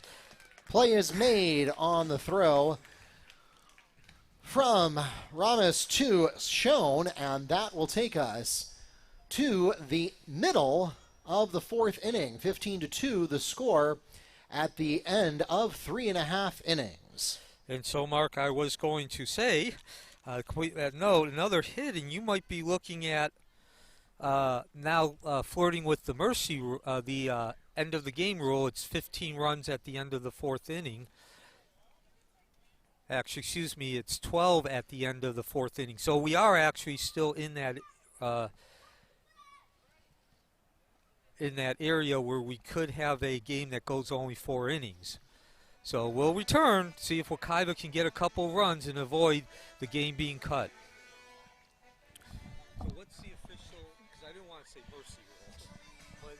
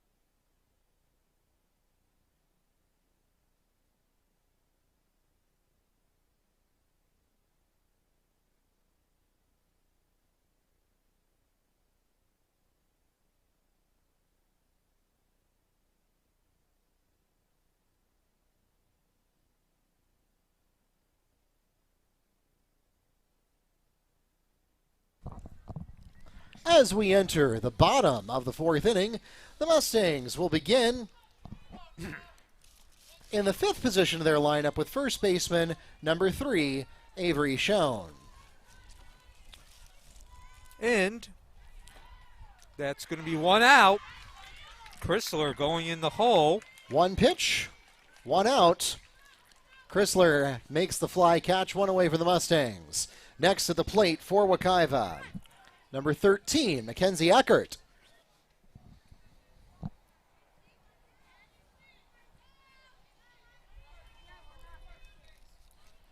Yeah, and now Wekiva is also bad news, but they are in territory of this game coming to an end after 4 innings. The rule is 12-run deficit at the end of 4 innings, and they do not continue playing. The team that has the 12-run lead is declared the winner. So this game looked like it was going to at least go the full 7 innings until the last inning, the top of the fourth, and 2 runs came in. Edgewater able to push 2 runs in as the count is now 1-1 on Eckert, the starting pitcher. Actually 3 runs, 3 runs were pushed across the plate by Edgewater in the top of the inning, and that gave us the 13-run Oh deficit. no, the sprinklers are on. Oops. So as I was saying, 3 runs were pushed across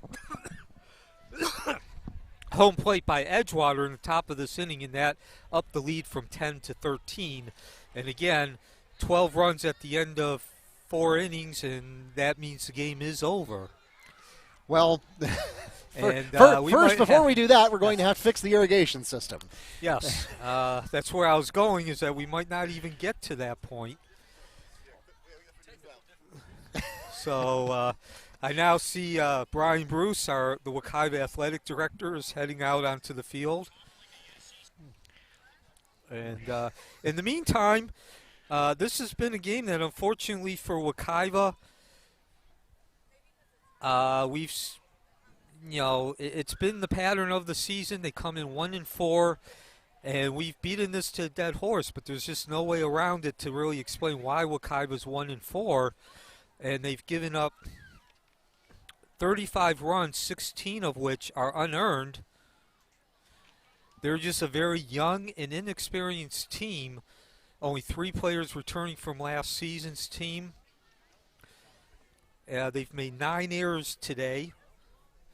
And it just, really, the most critical play came on only the 5th batter of the game. That was Josephine Combs, the first baseman. Wekiva, the first batter, Shanye Jones, was hit by a pitch. She was at third base, but there were 2 outs. Your starting pitcher, Mackenzie Eckert, was able to get those 2 outs after hitting the leadoff hitter, and then an error. It was actually on Eckert. Ground ball hit back to her. The ball was then thrown wild to first, and the first run came in. And since then, as we said, that's the first of nine errors that Wekiva has committed. Those are actual tangible errors, not to include errors of the wrong decision. And that led to the opportunity for Edgewater to really take a commanding lead, which they did. They got a couple more runs to up the lead to 3-0, and then really the big hit of the game, which really put this out of reach and gave Edgewater the commanding lead, was a single off Elena Pagan's bat, a single 2-run that brought in their 4th and 5th run, and that left the score at 5-0 at the end of the first inning. Edgewater then dropped 4 in the second and 3 in the third and the fourth to come up with your 15 runs. So anything you would like to add to that, Mark? Not really, no. But again, going back to Pagan's hit, I know it was just one hit, but it made the lead 5-0, but it really was like a dagger in the back because it was the only hit that Wekiva and Eckert gave up in that first inning. All those other errors, all the other runs were self-inflicted. And at that point, you still have an opportunity to maybe come into the bench, Coach Griffin give you a few words of encouragement, and it's a 3-0 lead. You're still not quite out of the game. You have some time to settle down, to to find your groove, to find your mojo, take a deep breath. But again, Pagan gets that hit, and now you're thinking, oh man, we've only given up one hit, and now we're down 5-0. And more importantly, trying not to get all wet in the process. I see Coach Bruce running back behind the field now. The Wekiva Athletic Director. And let's also give Edgewater credit, though. I mean, Wekiva made a mistake. They opened up the door, and Edgewater took advantage of them. Yeah, I mean, errors don't matter if you're not prepared to take advantage. And they turned them into runs. And again, Pagan's hit, I keep going back to that, but it was just such a critical part of the game in that bat. She got that hit with 2 outs. I think this might be the first time in 15 years of calling baseball and softball games that we've had a sprinkler delay. Yes, that's a new one. So while we got the break here, and again, thank you for joining us on this Monday afternoon. We hope everyone had a enjoyable weekend. Of course, last week was spring break for Orange County Public School. If you're a student or a faculty member, or you work at the school in any way, we hope that you got to enjoy your spring break. Take a couple of deep breaths, put your feet up for a little bit. And in the meantime, taking a look at the Edgewater schedule. So again, Edgewater comes in with a 3-2 record. They began the season with 3 consecutive victories. defeating Jones, Evans, and Central Florida Christian Academy.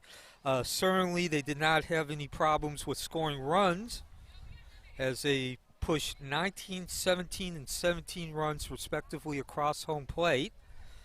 They then lost a couple of runs, pretty much the other side. They lost 18-2 and 16-1 to Dr. Phillips and Colonial respectively, as now we're going to get the game back.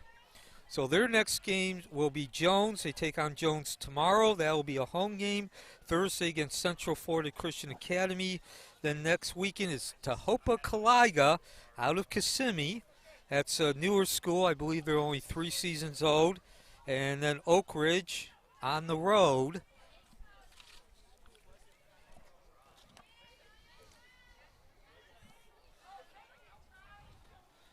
And a look at Wekiva's schedule. Their lone victory, a 9-6 victory against Atlantic in the second game. They will take on Osceola tomorrow at home, then Lyman and Evans next week. And also Tavares on April 1st next Friday. So back to work we go. A 13-run deficit by Wekiva. They need to score a couple runs to avoid this game being called after 4 innings. That's the rule. 12 runs or more at the end of 4. The winner is declared, the team with the 12-run lead. And that's Eckert at the plate. 2-2 count now. 1 out, nobody on. It'll be a full count now. Excuse me, full count. So I'm Neil Fisher. That other voice you hear is Mark Barchi. He is also our public address announcer. And as soon as we finish here, I'm going to be sprinting over to the Lake Brantley Patriot Aquatic Center, where we're going to have senior night for the water polo team. So let's give a congratulations to those seniors who will be graduating in a couple months. Next at the plate for Wekiva, number 21, the left fielder, Lee Jones. Jones 0 for 1. She did get a sacrifice bunt, though, in that at-bat, which led to Wekiva's second run. And she swings and misses. So an 0-1 count. That's Alana Pagan on the mound, who has pitched a very solid game. She actually came in at the second batter of the game. Elena Harvey started, as the count's now 1-1. Your leadoff hitter for Wekiva, Yamelia Delgado, slapped the ball, ripped the ball right into Harvey's right shin, and she was unable to continue pitching. And Pagan came in, and she has given up only 2 runs. A hard swing there, a little bit low. Chops at air, bringing up a 1-2 count. So Pagan, only 2 strikeouts, but she's given up only 2 walks. It bounces off the dirt, brings up a 22 count. So certainly Pagan's performance, just to close out the thought, has not been spectacular, nothing eye-catching, but solid, and once again, exactly what Edgewater needed today, replacing Harvey. And that will be strike 3, the whiff. Jones takes a seat down, and now Wekiva down to its last out as Karina Ramos steps in. Pagan records a swinging strikeout to put 2 away for the Mustangs. Next at the plate for Wekiva, second baseman, number 18, Ramos. Ramos 0 for 1 today, grounded out to the pitcher in the second inning, but she did bring in that second run. And first pitch is high. So that'll be it was a strike. So again, Wekiva down to its very last out. We are now on the verge of the 12-run rule, which is just what it says, as the count's now 1-1. If a team is down by 12 runs at the end of 4 innings, the game is called off. They do not play beyond the 4th inning, and the team with the lead is declared the winner. So the pitch from Pagan on the move. Eckert, she'll take second base. So I guess that's a good sign for Wekiva, a small sign, but they still need to score 2 runs, not 1. to extend this game beyond the fourth inning as Pecan looks in, delivers, strike two.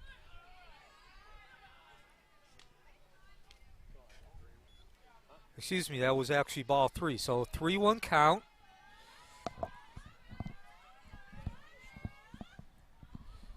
And the delivery from Pagan. High and outside. So Wekiva stays alive for one more batter. And now runners at first and second with the walk to Ramos. Ramos walks to first. Runners at 1 and 2 now for designated player number 12, Maya Ingram. And Ingram is coming up. So Wekiva will get through the batting order twice today as Ingram takes strike one. She struck out in her only appearance. And again, this will probably be the last time I bring it up tonight, but Edgewater has gone through their lineup almost four times. They're three batters short of a fourth time as the count is even out 1-1. Wekiva's just coming up for their second time. They're completing their lineup for the second time. So Elena Pagan and the Edgewater Eagles need one more out to get their fourth victory of the season. That would up the record to 4-2, and now they are one strike away.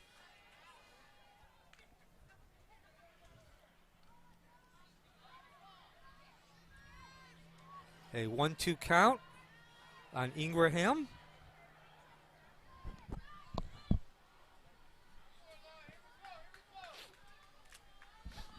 Ingraham steps in. Pagan rubbing her hips. Gets the sign, the delivery. Swing and a miss. Strike three, third out, and that will bring our game to a close. Once again, the 12-run rule in effect. Your final score, 15-2. Edgewater ups their record to 4-2. Wekiva drops to 1-5. Pagan pitching all of a complete game except for the first batter.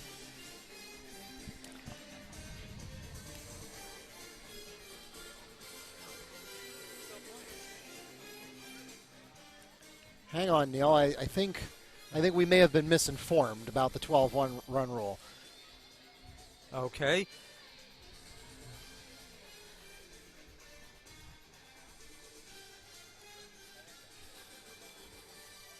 I had previously been advised that it was 15-3, 12-4, 10-5. 12-4 may have been a story told by an unreliable source. So we are going to indeed play one more inning here at a minimum. Wekiva still needs to recover 3 runs in order to advance the game any farther than that.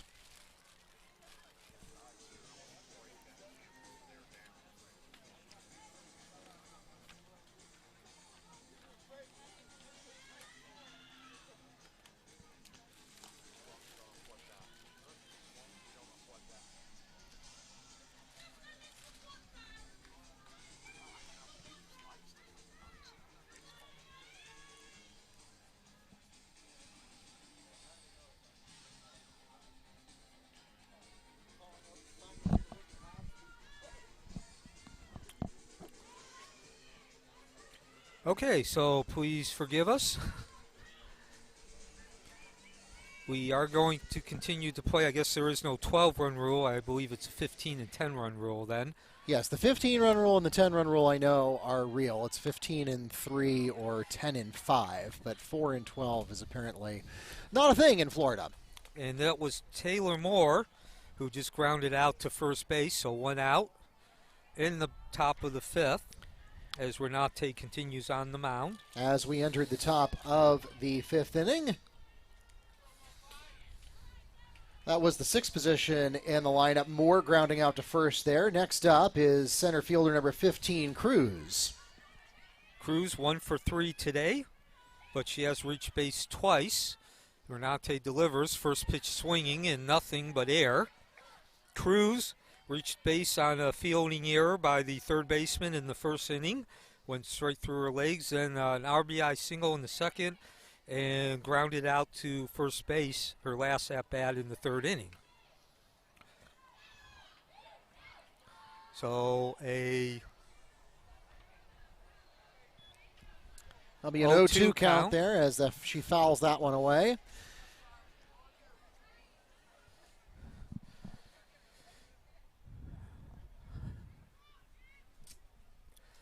Renati looks into Boyd, gets her signal, the delivery, and Just a bit high and outside, I Yep. suppose.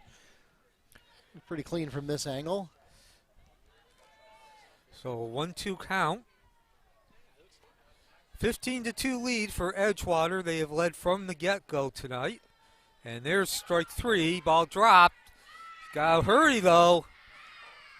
And it looked like that was going to be a done deal, but Safe at first on the uncaught third strike.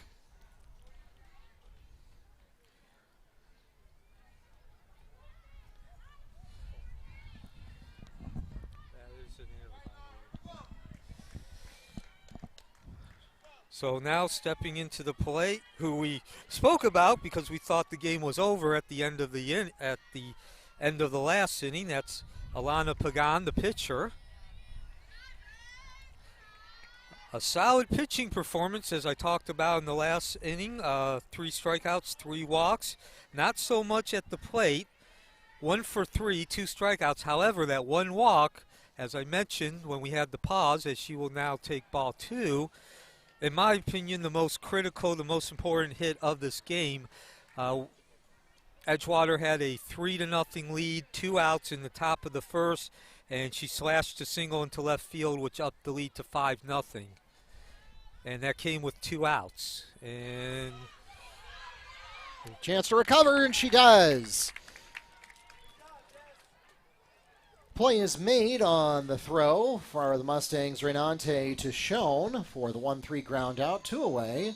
And Cruz took second on the ground out, by the way. So a runner at 2 now for the next batter. Right fielder, number 17, Potter. So Potter will step up, the number 9 hitter. This is her 4th at-bat. She is 0 for 3 today. Did reach base her last at-bat with an error.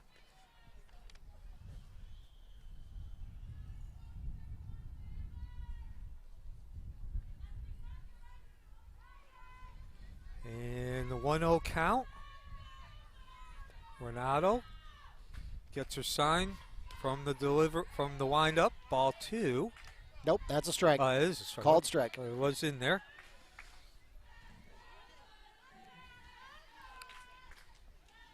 So temperatures have dropped from when we started. We were about 78 at the beginning of this game. Now it's sunset has descended upon Wekiva High School on the southeast side of Apopka. And it's a crisp, cool, clear night.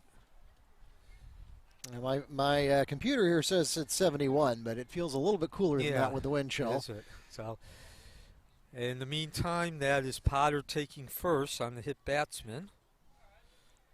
And for the 5th time tonight, Shanyari Jones, the leadoff hitter, will step into the plate. The Eagles return to the top of the card with catcher number 23, Jones. So Jones has reached base all 4 times today. Although she is officially 1 for 2. Hit batsman, a walk, then a triple as she follows off that first pitch, and then a fielder's choice. Perhaps her biggest contribution is she has scored all 4 times, though.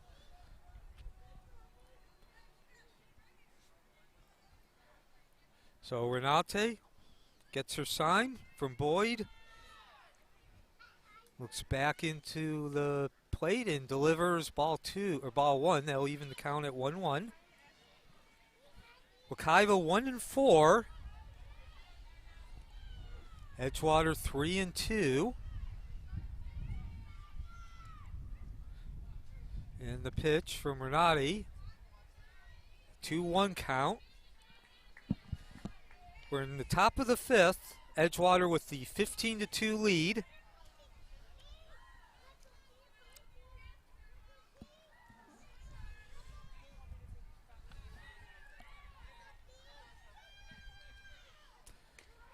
Strike two. Nice pitch by Renate, the freshman, who came in the second inning.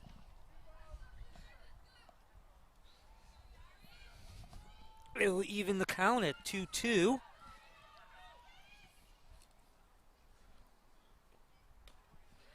And full count now with the runner at second and 2 outs, top of the fifth.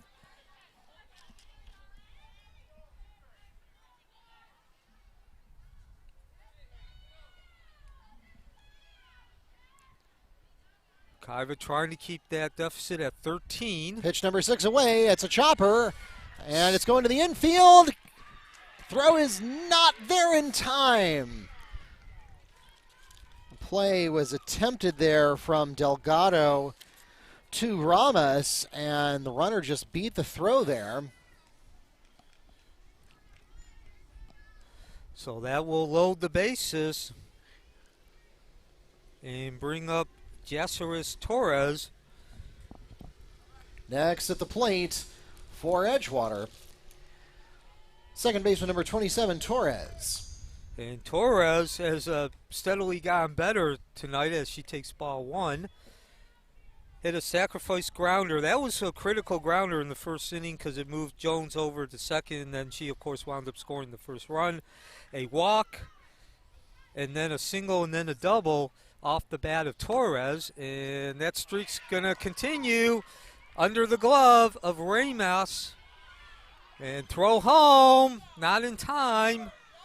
And so again, that was not a tangible error. That's not going to be recorded, but some bad decisions out there. Ecker just waited too long to get that ball in front, and the runner at third, which was Potter, took advantage when she realized that Eckerd was hesitating. So that ups the lead to 17-2 now. Next at the plate, shortstop number 1, Chrysler. And runners at first and third.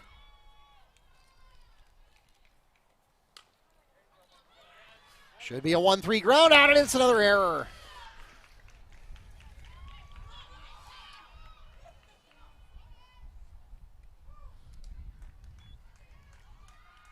And now the score's 18-2. Runners at second and third with 2 outs.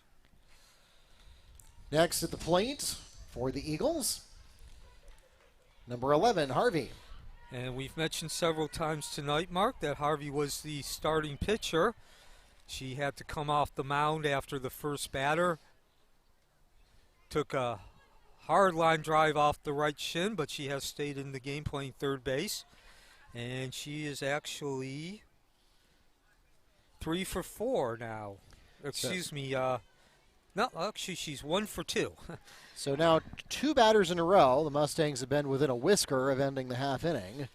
Yeah, and getting back with being down only 13, which I know is still, in itself a very long way to come from behind, but certainly at least you can take some type of feeling that you're moving in the right direction, keeping it at 13 as opposed to 17, which it now is. Fair ball. And, oops, I should have changed your camera angle there. She beats the throw. So, third baseman unable to come up with that ball cleanly. She did a good job of keeping the ball in front of her. But, again, just took too long to recover. And still, this is a team that's at that point where they're still going through that checklist mentally of what to do instead of doing it reactionary without thinking. Next at the plate for Edgewater, first baseman number 21, Combs. And the score now 19-2.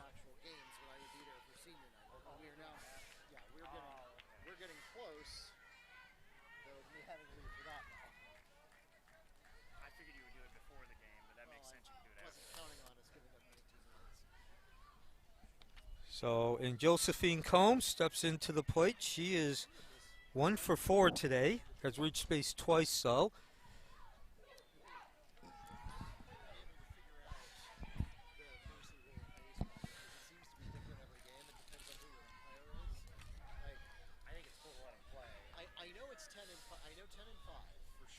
know it's 10 and 5. Everybody does that consistently. But the whole 12 and 4 or 15 and 3, I've seen that applied by 0-2 count on Combs. Wekiva needing to get an out to get out of this inning. Need one more out, and not going to happen on that play, and the lead's now going to grow to 18.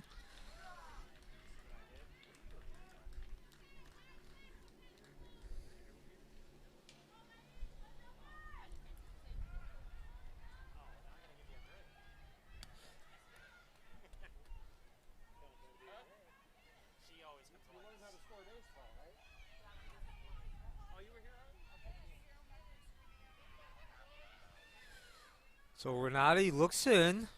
At bat continues for Combe. The 1-2 count. Lashes that ball. It's going to find the hole over third base.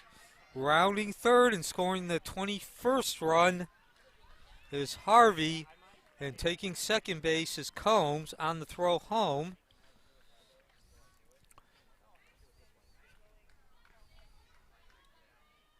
Well, Neil, it feels like we've been at 2 outs for a while now. That's because we have 6 batters now. This is the 7th batter at the plate with 2 outs. Next up for the Eagles, left fielder number 18, Moore. Yeah, and what was a 13-run deficit has grown to 19 over the course of the 6 batters who have batted with 2 outs.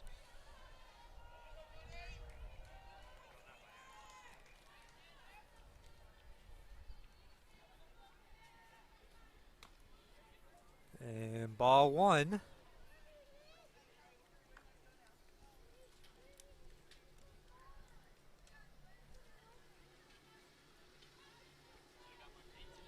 Renati looks in and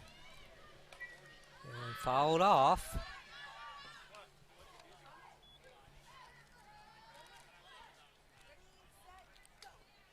So a 1-1 count now to Taylor Moore, who, by the way, is the 10th batter in this inning. So this is the 3rd time that Edgewater has gone through the batting lineup in a single inning. Yes, and when you go through the batting lineup more than once in a single inning, that is where it gets particularly frustrating for a scorekeeper, as we pick up an E4 there.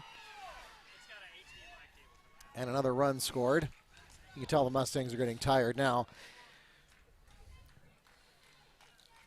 Next at the plate for Edgewater, center fielder number 15, Cruz.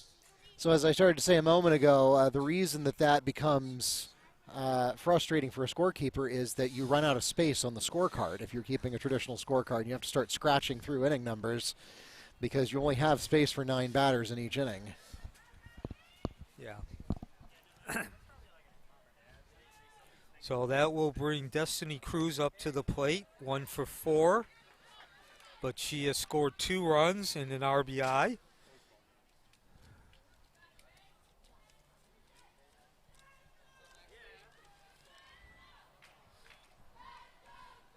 And make that 1-1 count now. As now Edgewater is steals second. Yeah, Edgewater is getting to the point now where they're being deliberately reckless because, well, why not? So I think it's safe to say, Mark, that Wekiva is going to drop to 1-5 as far as the record, and Edgewater is going to improve to 4-2. Edgewater will also snap a 2-game losing streak.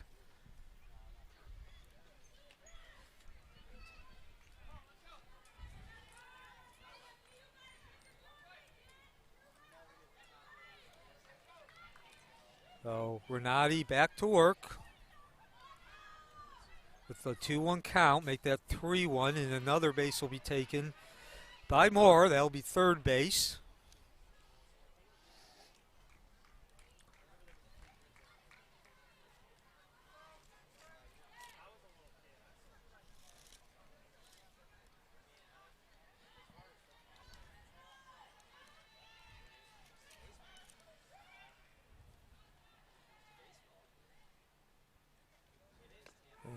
Strike 2, full count now on Moore, and of course, on Cruz, and that means Moore, who's at third base, will be running Obviously, if she's stealing bases on 1-1 and 2-1 counts, she's going to be running on a 3-2 count. So Renati looks in, the pitch, strike 3, and the long inning comes to an end. So Wekiva, again, just really showing their youth and inexperience. They had an opportunity to get out of this inning with a 13-run deficit, which would have been quite a deficit to begin with, but looking at the end of the inning, 8 batters came up with 2 outs, 2 errors committed among those 8 batters, and now the score is 22-2 heading into the bottom of the 5th. That takes us to the middle of the 5th inning. In that half inning, Edgewater scoring 7.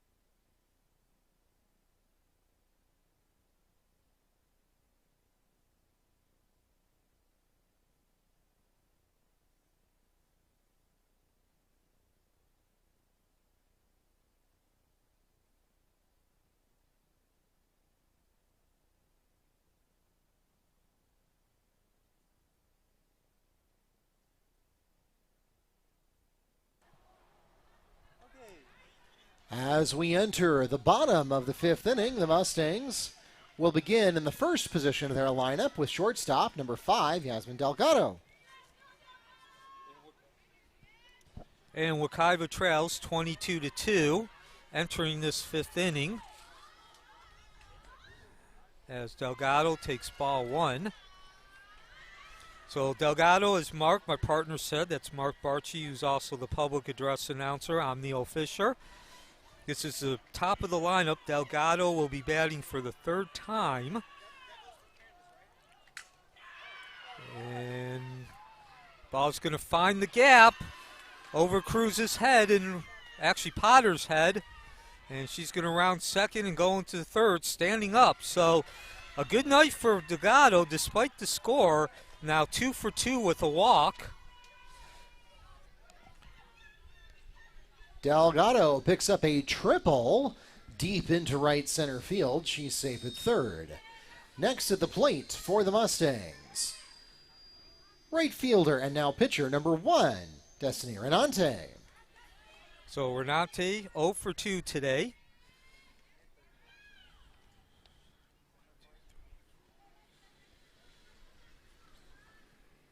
So again, the point I was making with Delgado, who just tripled, coming up to bat for the 3rd time. That means Wekiva has gone through the lineup twice, while Edgewater is on their 5th, and this is going to cut the lead 22-3. So give Delgado credit. Obviously, she hasn't given up. A triple and then coming home on a wild pitch.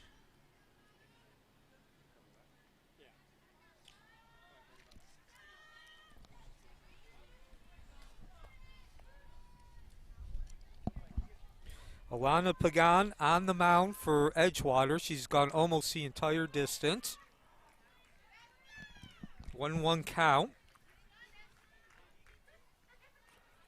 She has faced every batter but the first, taking over for Harvey, the starter, after she was injured. Harvey now at 3rd base.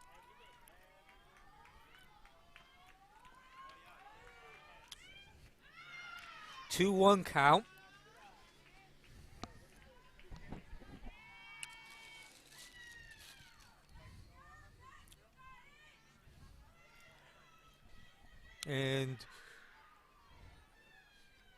It has not been a very good season so far for Wekiva. Like we mentioned, 1-4. They're going to drop to 1-5. 3-1 count now. But let's talk about the boys, Mark. Certainly nothing to write home about in itself. A 3-2 record, but that is their best start in, I believe, 9 years. I certainly can't remember the last time Wekiva was over 500 5 games into the season, as Renati will take first base on the walk. Yeah, they're.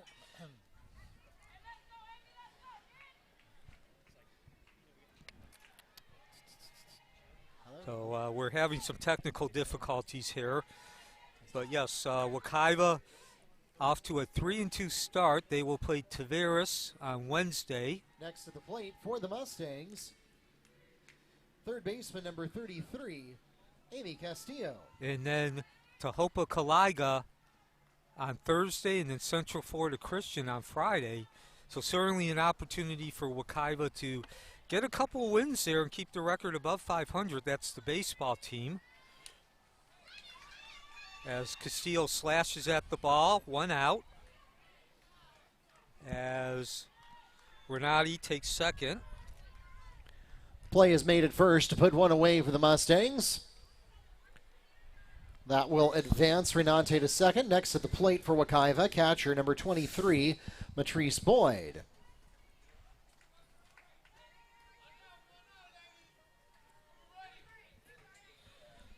So again, getting back to the baseball team, Mark. Yeah, it's nice to see really how they've evolved since Coach Scudero took over. I mean, anytime you get a new head coach, you go ahead and put an asterisk next to their record on the first season, because they're going to build the program the way that they want to build it. Yeah. They're going to set up the expectations that they want to set. They're going to, try to build their talent pool through the JV program. So you always put an asterisk next to the first season. And I think now you're starting to see, as we get a hit batsman here, which will put runners at 1 and 2. Yeah, of course, Coach Mike Scudero in only his second year here at Wekiva. And again, Mark and I are talking about the baseball team. They are off to their best start in 9 seasons at 3-2.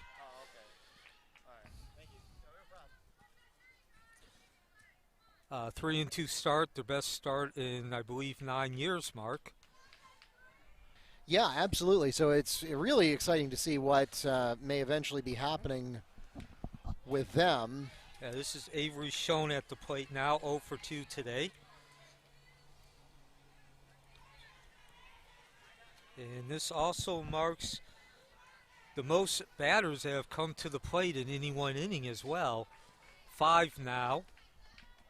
Yeah, and that's a good moral victory for Wekiva. It's obviously not going to change what goes. The outcome as far as winning and losing, as Harvey puts away the second out, and now Wekiva will be down to its last out. Harvey on the infield fly catch, 2 away for the Mustangs. Next to the plate for Wekiva, number 13, Mackenzie Eckert. So Eckert steps in, 1 for 1 today, an infield single, scored the second run, and then walked in her last at bat. Yeah, and this one I'm confident in. I am confident in the 10-5 rule, and it's now 19. So this is definitely Wekiva's last out unless they somehow recover 10 runs.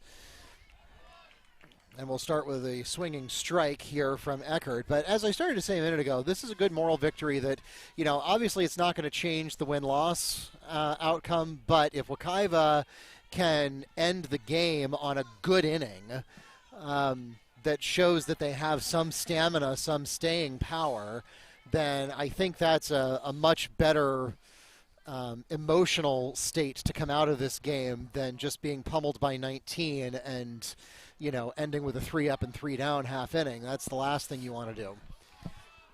Yeah, and the thing about this is Delgado, as that will run the count to 2-1. She came out, got a triple, a very well hit ball, all the way to the fence into that gap between center and left field, and then she scored on a wild pitch. But it wasn't just her. Two other batters have reached, so it wasn't just a batter that came up, hit the ball well, and that was the end of it. It's been sustained, at least in terms of getting batters on base, as the count is now 3-1. Hitters count for Eckerd. So again, we've talked about throughout the game, but if you did join us late, has not been a very, very good season so far for Wekiva, off to a 1-4 record. Obviously, they're going to drop to 1-5, and the biggest theme of that is just simply a very young and inexperienced team. One of which of those players is Mackenzie Eckerd, who's now at the plate, and we will have a 2-2 count. Now it's 3-2. Oh, 3-2, excuse me. And she made her very first start at the varsity level today pitching. Just to give you an idea, you know, this is not just a kind of young team. This is a young and inexperienced team. Only 3 players returning from last season, as Eckerd will continue her at bat, chops the ball foul. And I believe we now have 12 errors, and that's something, you know, errors tend to go along with youth and inexperience. And those are just the errors as far as what should have been out, as far as catching the ball. And that will be ball 4. So bases loaded. But Wekiva's also made a number of errors in terms of their decision making and hesitation as well. Base is now loaded. Next at the plate for Wekiva and checking into the lineup, number 24, Eubanks. So this will be, believe it or not, and this is uncommon in a game with a 19-run differential, this is the first non-starter we've seen in the lineup. So this should be Jones in the lineup here, but will be Eubanks instead.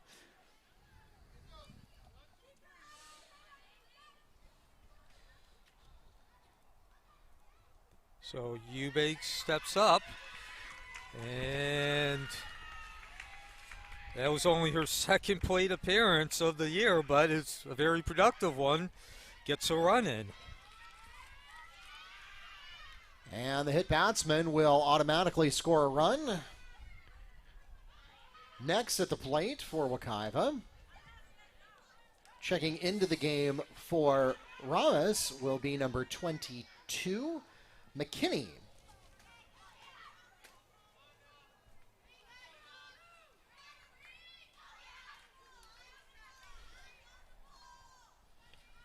So bases remain loaded with 2 outs, bottom of the 5th. The swing and the miss, the high hard one, that was the very definition of high hard one.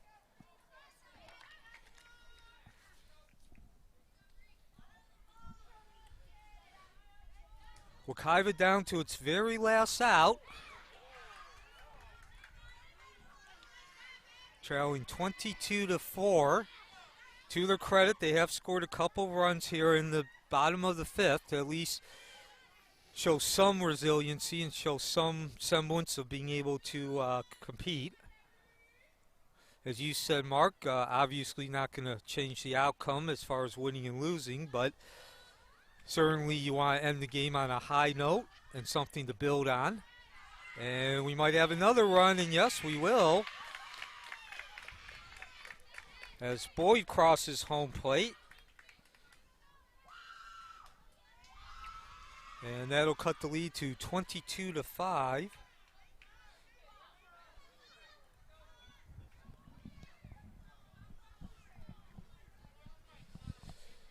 So Pagan continues on the mound for Edgewater. And that'll even the count at 2-2.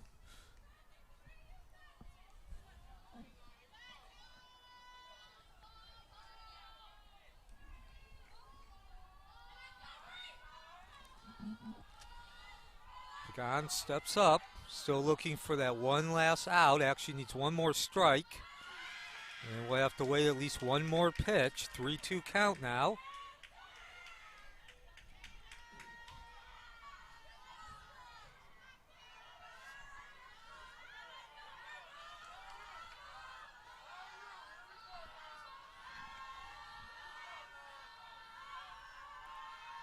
Delivery, and there's strike three.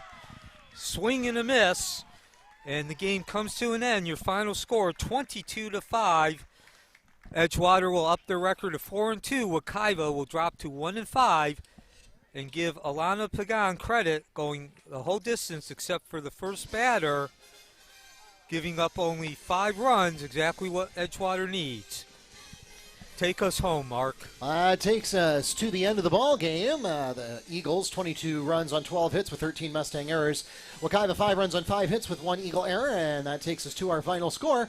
We'd like to thank everyone for coming out to support your Mustang and Eagle athletes tonight. Thanks also to our friends at Wekiva TV Broadcast Production, as well as our friends at Varsity Sports Network helping us with the broadcast angle of tonight's game. You can catch the replay on our YouTube channel, Wekiva Sports, or you can also catch it on varsitysportsnetwork.org. Your next chance to catch Wekiva softball in action is going to be tomorrow at 6 p.m. as they host Osceola. We hope you'll join us for that. Follow us on Facebook, Instagram, Twitter, and YouTube at Wekiva Sports, and bookmark WekivaMustangs.com for all of your scores, schedules, and more. For those of you here at the ballpark, please drive carefully and arrive home safely.